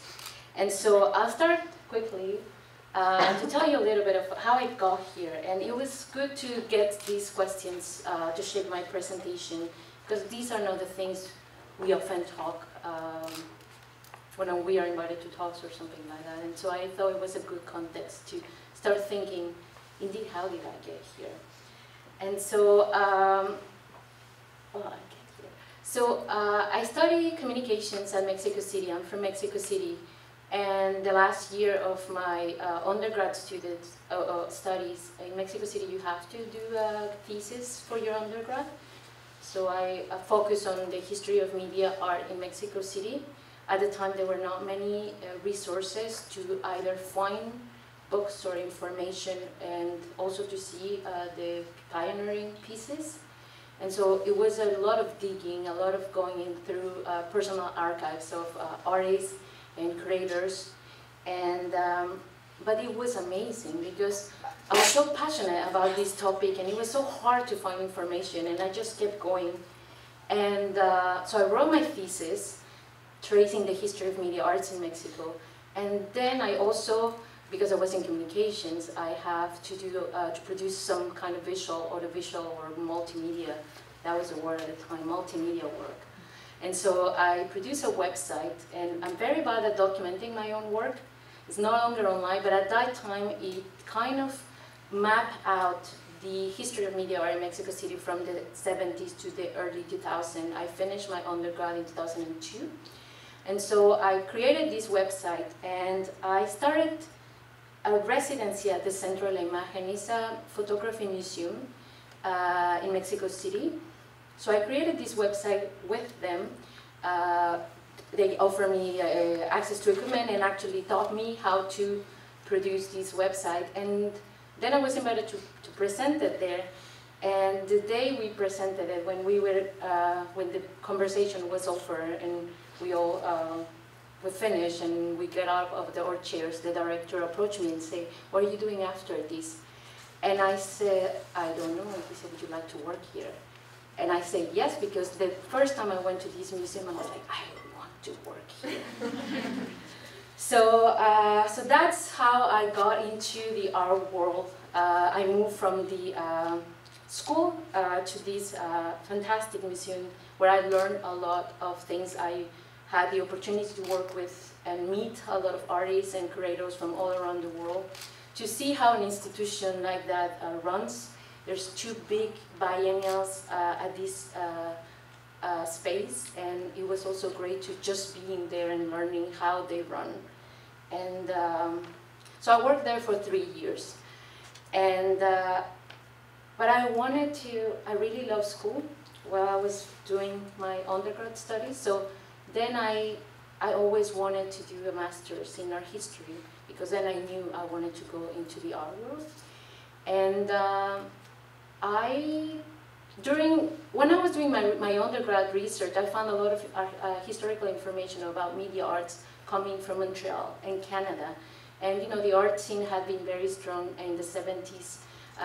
There were many artist-run centers and spaces that were created to enable artists to have access to technologies.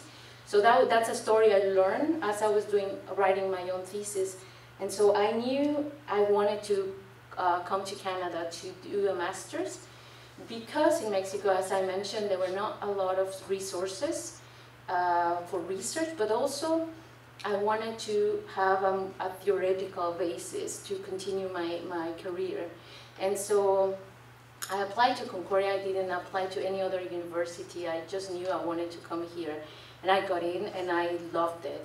I was here for 2 years. I worked at the FOFA Gallery, and I had the opportunity to be surrounded by amazing faculty members that were always supportive, and I met some peers, and it was a really good experience.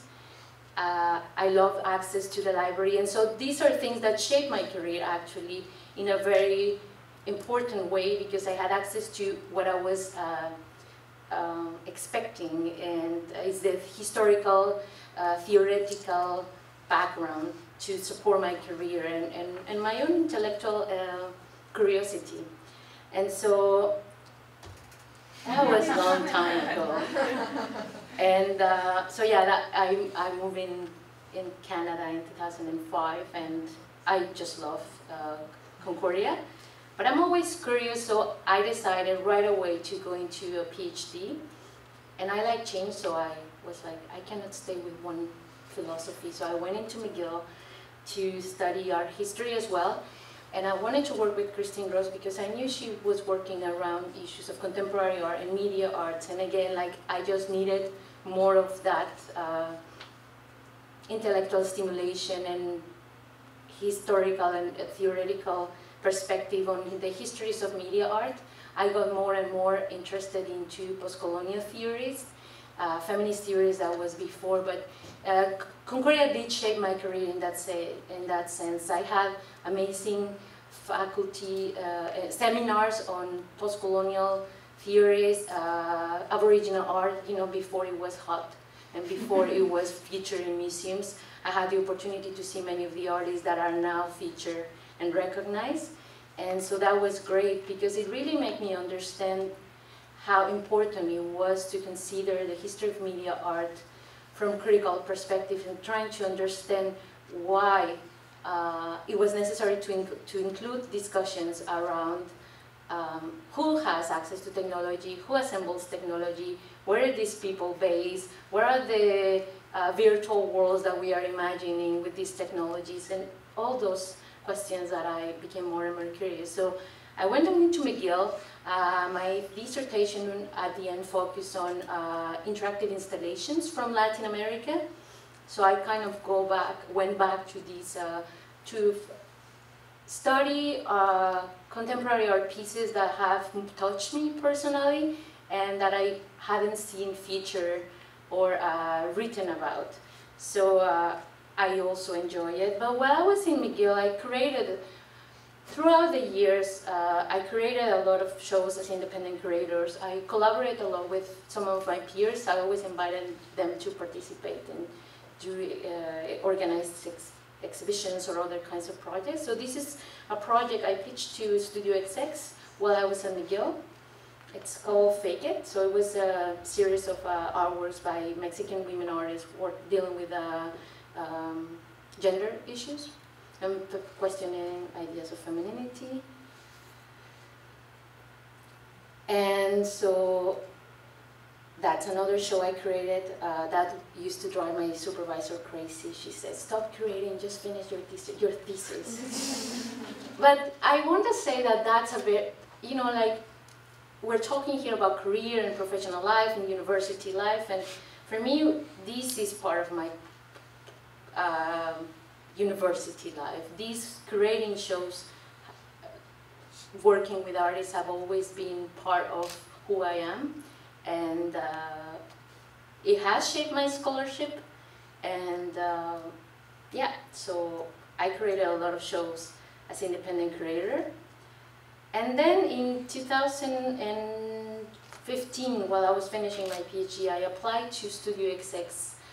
There was a job opening as programming coordinator, and I applied to work there because I thought I had something to say and to do at that organization. I have participated, as I mentioned, I created one event at Studio XX, and I had attended many events over there, and I always thought, oh, they could do that, they should do that. That could be a good idea in this space. So when I applied for the job, I had a clear idea of what I wanted, how I imagined this organization to grow, and what my role would be on that. So I worked there for 2 years. And I will talk to you about 2 projects, because we're talking about women in professional life and empowerment. And so we'll talk about 2 projects I created, that I produced at Studio XX. One is called Feedback Please, your portfolio review. Many artists, you know, because I was surrounded by women artists, there were always questions about like that many women didn't feel comfortable to approach creators, that they didn't feel strong enough to put their work out, and as you can see in events like Electra, Print and Numérique, and many events in Montreal, the featured artists are often a majority of men. It doesn't mean there aren't women, but it just means there are more men. And so this is one event we created with the idea to have a space where artists could talk about their questions about their own career, and have a context where we have 3 creators, an international creator we invited at the time from Germany, Tina Slander, Cheryl Sim, working as creator at DHC, and myself. And so we have the artists present briefly. We have them in advance send us questions of what they wanted feedback on, and we all provided feedback, not only the creators, but also the artists themselves, the other participants. And it was a very fruitful experience, because some of the questions they had, actually, all of them were answered with the first or second artist, because then we realized there was a lot of, they were asking the same questions, you know, how do I put myself out there? How do I send my portfolio to a creator? How do I improve my website? How do I write a better artist statement? So those are the things that shaped this event. So it was a very small group. I like small groups for the reason you get a chance to be in a more personalized environment. And the other one is Listen Up, public speaking workshop for self-identified women artists, again with this idea to empower women. This workshop actually, Claudine Hubert from Ovoro and myself came up with this idea. We were invited, there was a big event at New York featuring Quebec artists, and there were exhibitions in different galleries, there was artist talks. And the day of the artist talks, there were one after another, artists from the US, artists from Montreal and Quebec. And we realized after the artist talks, we went for coffee, and we were talking about how we realized many women were less, how do I put it? Assertive, less secure, less, you know, they were just speaking in a different way. They didn't look as strong, and they did not portray themselves as confident, that's the word, as confident as the male artists. And you know, we were thinking, well, maybe it has to do with the language. You know, many Quebec artists that presented their work where their first language wasn't English. But we realized that there was a difference among the women from the US and from New York presenting the work, and women from Montreal and Quebec. And so we come up with this idea, like we should organize a workshop. And Claudine mentioned, you remember that film that it's called Je pars fort, puis je suis pas ridicule. What's the name of that workshop? It's in the far side of the moon. It's Robert Lepage film. The Robert Lepage film. And so that's why, listen up, in English, in French, the title of the workshop was Je pars fort. And that was the idea, to come up with a set of tools to how artists could present their work. So in terms of content, what do you do? What do you talk about in an artist talk? But also, how do you present your work? And for me, those two events are important because these workshops do not take for granted that because you're a good artist, you can have a successful career, whatever that means, or you can feel strong enough and confident enough to talk about your work. And so that was Listen Up. And I also, last project I work at Studio XX, it's an exhibition I co-created with Tina Landenberg, and it's featuring virtual reality works. And the idea is to, again, question how in hell is it possible that the many VR works in the gaming industry, in the art industry as well, are basically doing the same thing that people were doing in the 90s. But you know, it's been a long time. And so we did some research. What I mean is, like, many of these works still thinking about these amazing futuristic spaces, often beautiful modern design or niche of nature-oriented or abstract works with slim and beautiful people. And so knowing that there is a tradition of feminist and post-colonial artists and scholars questioning the wonders of the electronic wonderland, I knew that if I start digging, there were artists working around, like questioning, or working, producing other kinds of virtual reality work. So we started doing some research. Tina, with the Goethe Institute support, Tina was able to come to Montreal. This is with Olivia. I think she works here at Concordia. She's working on VR. This is Tina. And so this is Paloma. And so this is in Toronto, with Cici Powers. So this is another work that another show I work on. And the last, okay, so that's about kind of the work, some of the work I did at Studio XX. Then I finished my PhD and also felt I needed a change. So I applied for this job at Eastern Bloc as artistic director. I started in October, like a few months ago. And I also have continued to work in different independent projects as curator. I will facilitate a workshop at Ovoro next week on creating. And I continue to work along those lines. I continue having ties with Mexico in different ways, sending artists from Canada, trying to connect artists from Mexico into the artwork here. And I guess what I can say right now is what success means to me in that context. And I think something I might have not mentioned is how passionate I am about what I do.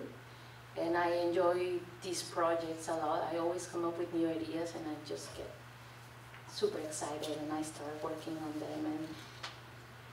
And so for me, success, and I consider in that sense myself a successful woman in the sense that I have been lucky enough to do projects that I'm passionate about, and that I think that passion is projected to the outside. And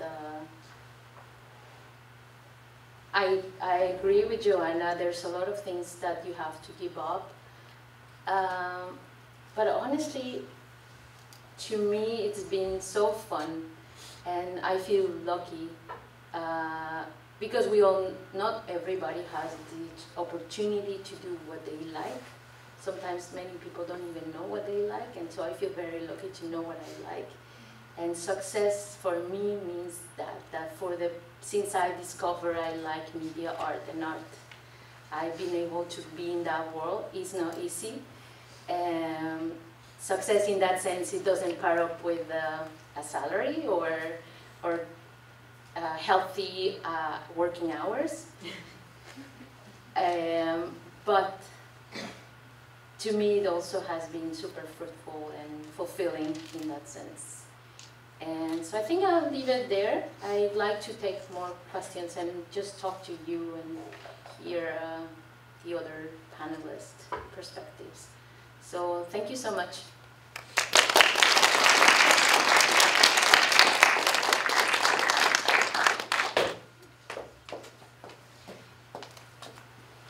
Thanks so much, Randy. So if I just have the three speakers come up to the front, we'll do a quick Q&A. You can grab some of the chairs if you like. It's going to be informal, or you can stand if you so choose to. And we're just gonna turn on these lights so we can see some faces. So we're not in the back. Yeah, it's good.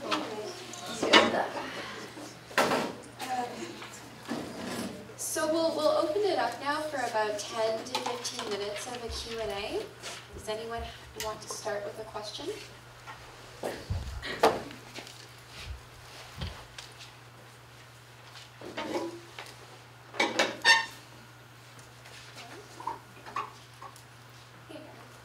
So thank you to all of you, first of all, for giving your perspectives, especially on the topic of success, because I think that's a really interesting topic to elaborate on, because at least for me anyway, it's not something that I necessarily thought of.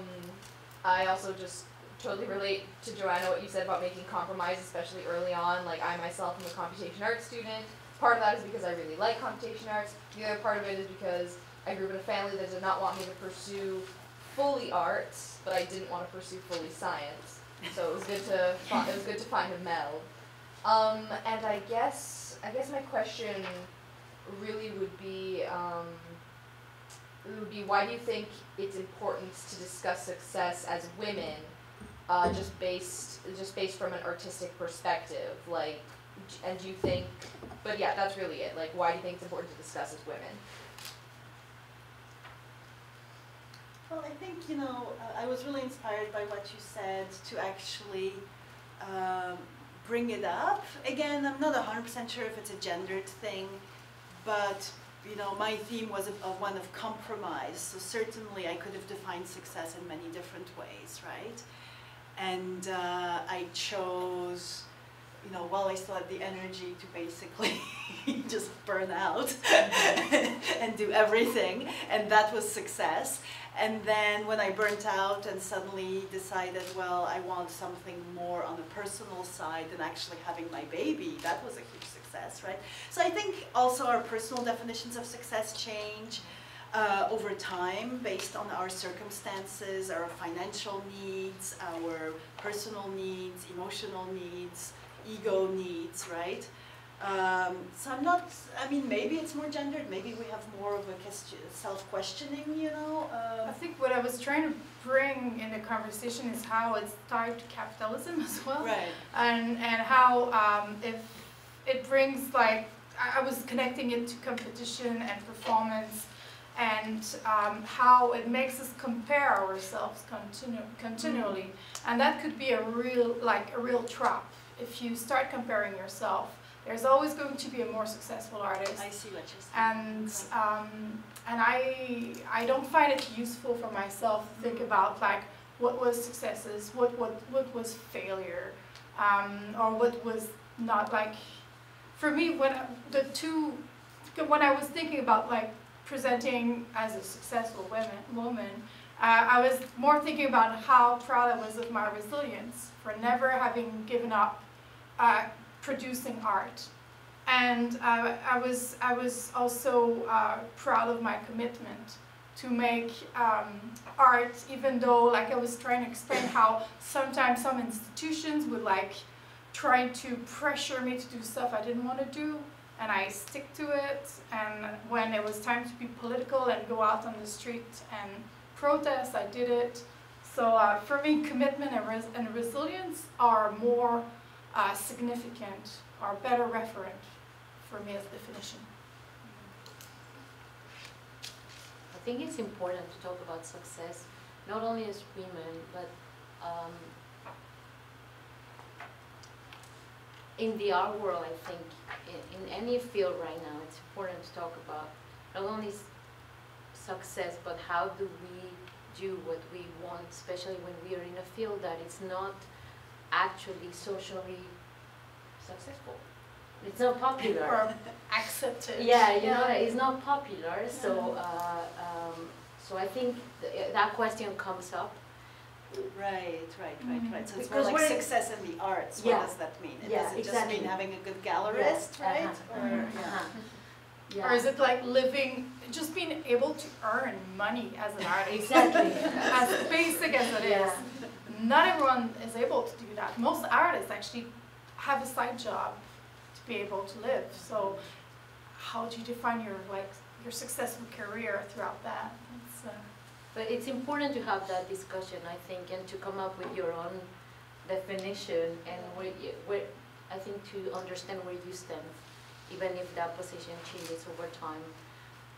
Because I think in terms of gender, we do need to talk about these things, because sometimes it's not easy, or it's just because of social constructions and expectations, I guess. But I think it's an ongoing discussion, and it's a very subjective and personal as well. Thank you. I guess more on this idea of like competition and success, and especially in terms of how it's defined in like a capitalist society.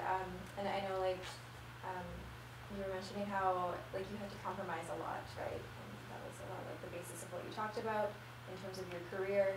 And I think if I'm considering everybody's talks tonight, like your career path, like a university institution is a well-known institution, like we are part of Concordia, so it's something that is very easily recognizable. And that you even showed, like, I think it looked like an article or something.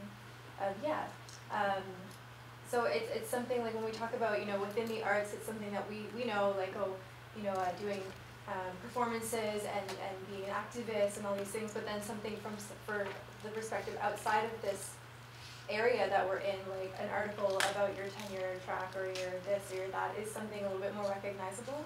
And so I wonder if, like, what your experience is in terms of like competition and success and the value like of your work that you do based on your salary or your benefits, or I don't know, like how have you experienced that?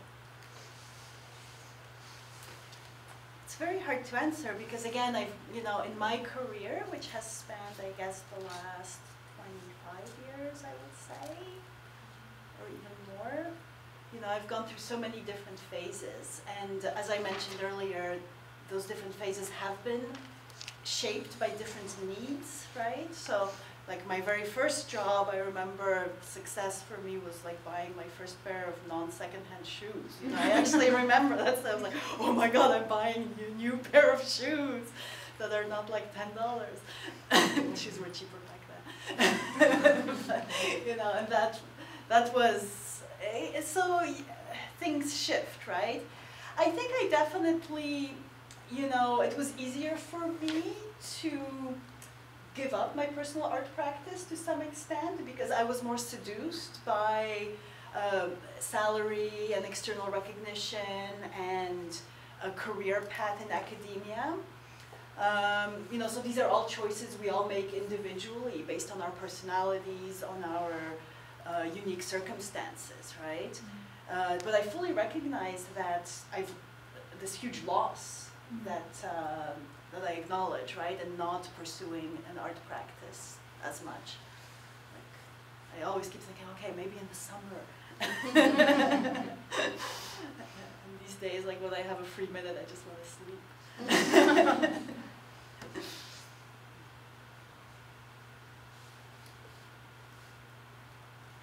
else have a question? Okay, I have a question. It's kind of an open question for all of you, if you feel like answering. I wonder, thinking back to your years in your undergraduate degree, would you have any advice for yourself as a then emerging woman in your field? And if so, what would that be? I already have an answer because you asked it to the other panelists, so I thought about it already. One thing that was super frustrating for me studying at UQAM in between 2003 and 2008 was that I was studying theater. I had a lot of male professors, and I had no mentor as a woman there, and they weren't teaching us much about like great women directors, and that's my biggest regret from my undergrad. All my idols were men, and I think what I've, like, again, to go back to my presentation, I think like it's really hard as a woman to pursue a career when your idols are men because they don't have the same constraint than you. The question about motherhood is a huge one, because it shapes your career if you decide to have kids at some point. So, and men usually just like carry on producing, and I think that's why I wanted to talk so much about productivity, because we have constraints that, that doesn't put us in the same kind of pipeline of production than the men. So I wish I had had more female models to follow during my undergrad. That's huge. Yeah. For me, the answer is I wish I had understood earlier the difference between confidence and self-esteem. Because I feel I've always been very confident, okay? And I can speak in a confident manner, etc. But that doesn't mean that, and so I operated for many years under the illusion that things were okay. And I actually didn't realize that I didn't even though I was extremely confident, I didn't value myself as highly as I should be. And this is only something I've started to realize, in the last 10 years or so, that it's related to all kinds of things. It's related to emotional labor, it's related to a lot of gendered things, in fact, but I find a lot of my students these days too, even if they're excellent students, the women, even if they're confident, they tend to have lower self-esteem or sense of self-worth than the dudes. So I would have, if I had understood that distinction earlier on, I think I would have had a healthier life.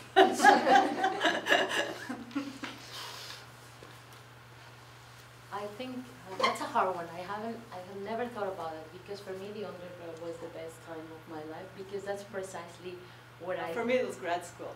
The thing is that I discovered what I really like at that time, and I enjoy it a lot, and my undergrad studies was mostly research and seminars, so I love it. That's a part of my life that I treasure. But if I have to think in something I'd like to know at that time, I guess it would be something that got reflected while I was doing my PhD, and it was to don't be that harsh on myself. To don't go on the other extreme when talking about productivity. Having this passion, it makes it easier for me just to keep going until 2 a.m. in the morning to work, and to push myself like, I can do more, I can do more. And I guess it also made me realize that I'm not tolerant to people who are lazy or are more laid back. And this is because of my own drive. And so I guess I would, if I would have to think about something, it would be, chill out. Like, yes, it's great that you love that and that you can do a lot, but take a break as well. Yeah, to be kind, I guess.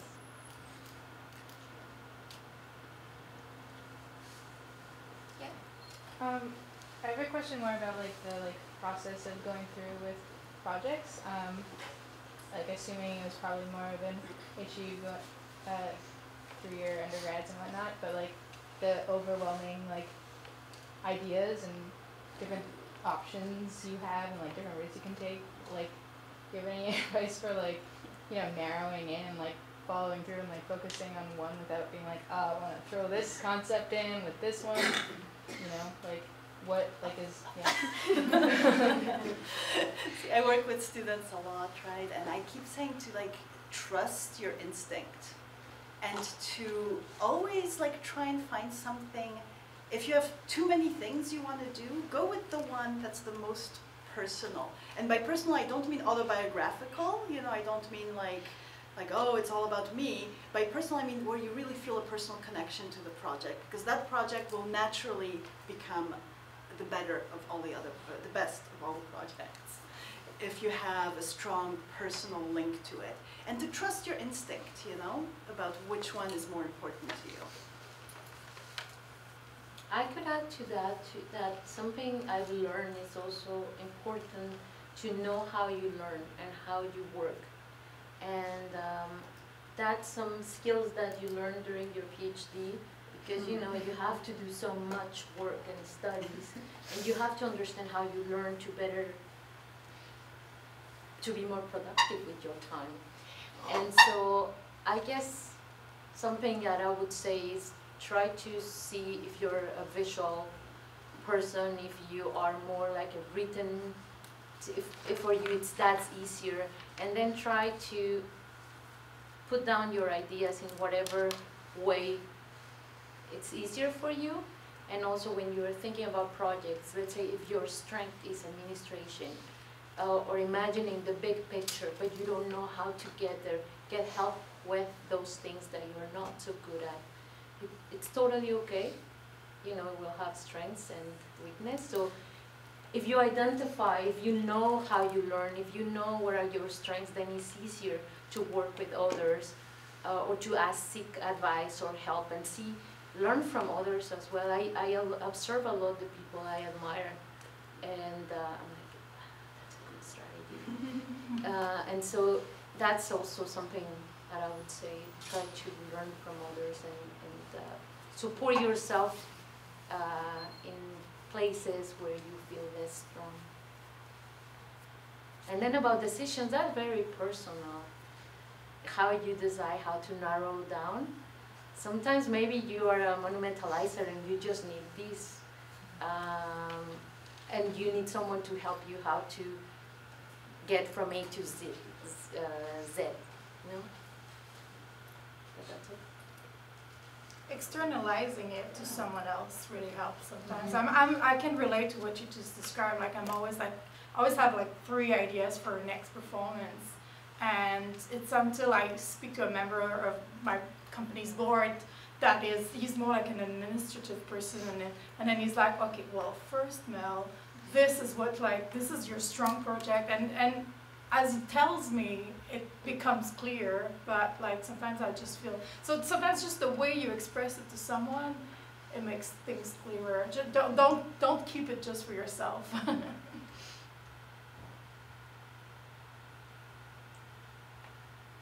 else have questions?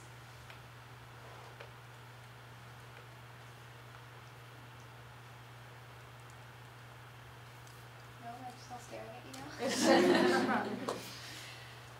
Well, if there aren't any questions, we can wrap up the Q&A. We still have some juice and coffee down here, and the space is booked till 6, so you're welcome to stay, mingle, and come ask questions to the presenters if they'll hang back 5 minutes. If you want to speak for one-on-one, I can offer that. Also, just to let you know that we have someone from her campus Concordia here who's writing a news piece on the event, and she might have some questions for one or two of you, just which program you're from. So if you want to volunteer yourselves, go find her. Raise your hand. There you go. Yeah, but before we bring the event to a close, I just have some thank yous because it's such a great event, and for those who have been here for the whole time or came for certain talks, I'm hoping that you got out of it what we hoped would go into it, which is to feel inspired by these amazing women who have come to speak with us today. So just on behalf of Kuja, we'd like to express our appreciation to everyone who made this event possible. Specifically, we want to extend our thanks to the speakers. Some of them left, and I feel bad now that I didn't say this before, who graciously took their time to their busy schedules to come and speak about their experiences. We'd also like to thank our collaborators, Yara Magazine, Hannah's still here, I think, did Stephanie leave? Okay, Stephanie, she did stuff, she was here, sorry. And her campus Concordia as well, for their contribution and continued support in putting on this event. And we'd like to thank Concordia University's Department of Art History and Dr. Anna Waklowek, who's not here, but just trust me, she did a lot, so feel the thanks. And lastly to Diane, Kuja's events coordinator, who's hiding at the back. We should all stare at her because she is the reason that everything worked out today so nicely. So yeah, that's all my thank yous. I hope you guys enjoyed. It's all been live streamed, so if you know friends who missed it and you tell them this was an amazing event, you should not have missed it. They can go on YouTube now and watch it, which will be on the event page on Facebook. And the last thing I promise before I let you guys go. Kuja is having our, at the end of February, we're going to be having our annual undergraduate art history conference. It's going to be really awesome. The Facebook event isn't up yet, but it will be up within the week, so just letting you know it's happening. There are 3 student panels. I think, I don't know if they're still here, there were 1 or 2 speakers who actually attended this event. We have 2 professional panels, as well as an artist panel made up of artists that are going to be in the Nuit Blanche Art Matters exhibit of the weekend of the conference, and an a FASA collaborative panel. A lot of stuff, just know it's happening, it's really cool, we'll give you all the information, just check out our Facebook page. And Hannah, did you have something for Yara you wanted to? Did you have something? Hannah, it's Hannah. Yes, absolutely, Hannah. sure. Okay. Very brief announcement. Next week, on February 15th, we are having a zine making workshop at McGill in collaboration with F-Word. And so, if you're free, absolutely come on by. It'll be very fun. Yeah. There's a Facebook event. So thank you all so much, and yeah.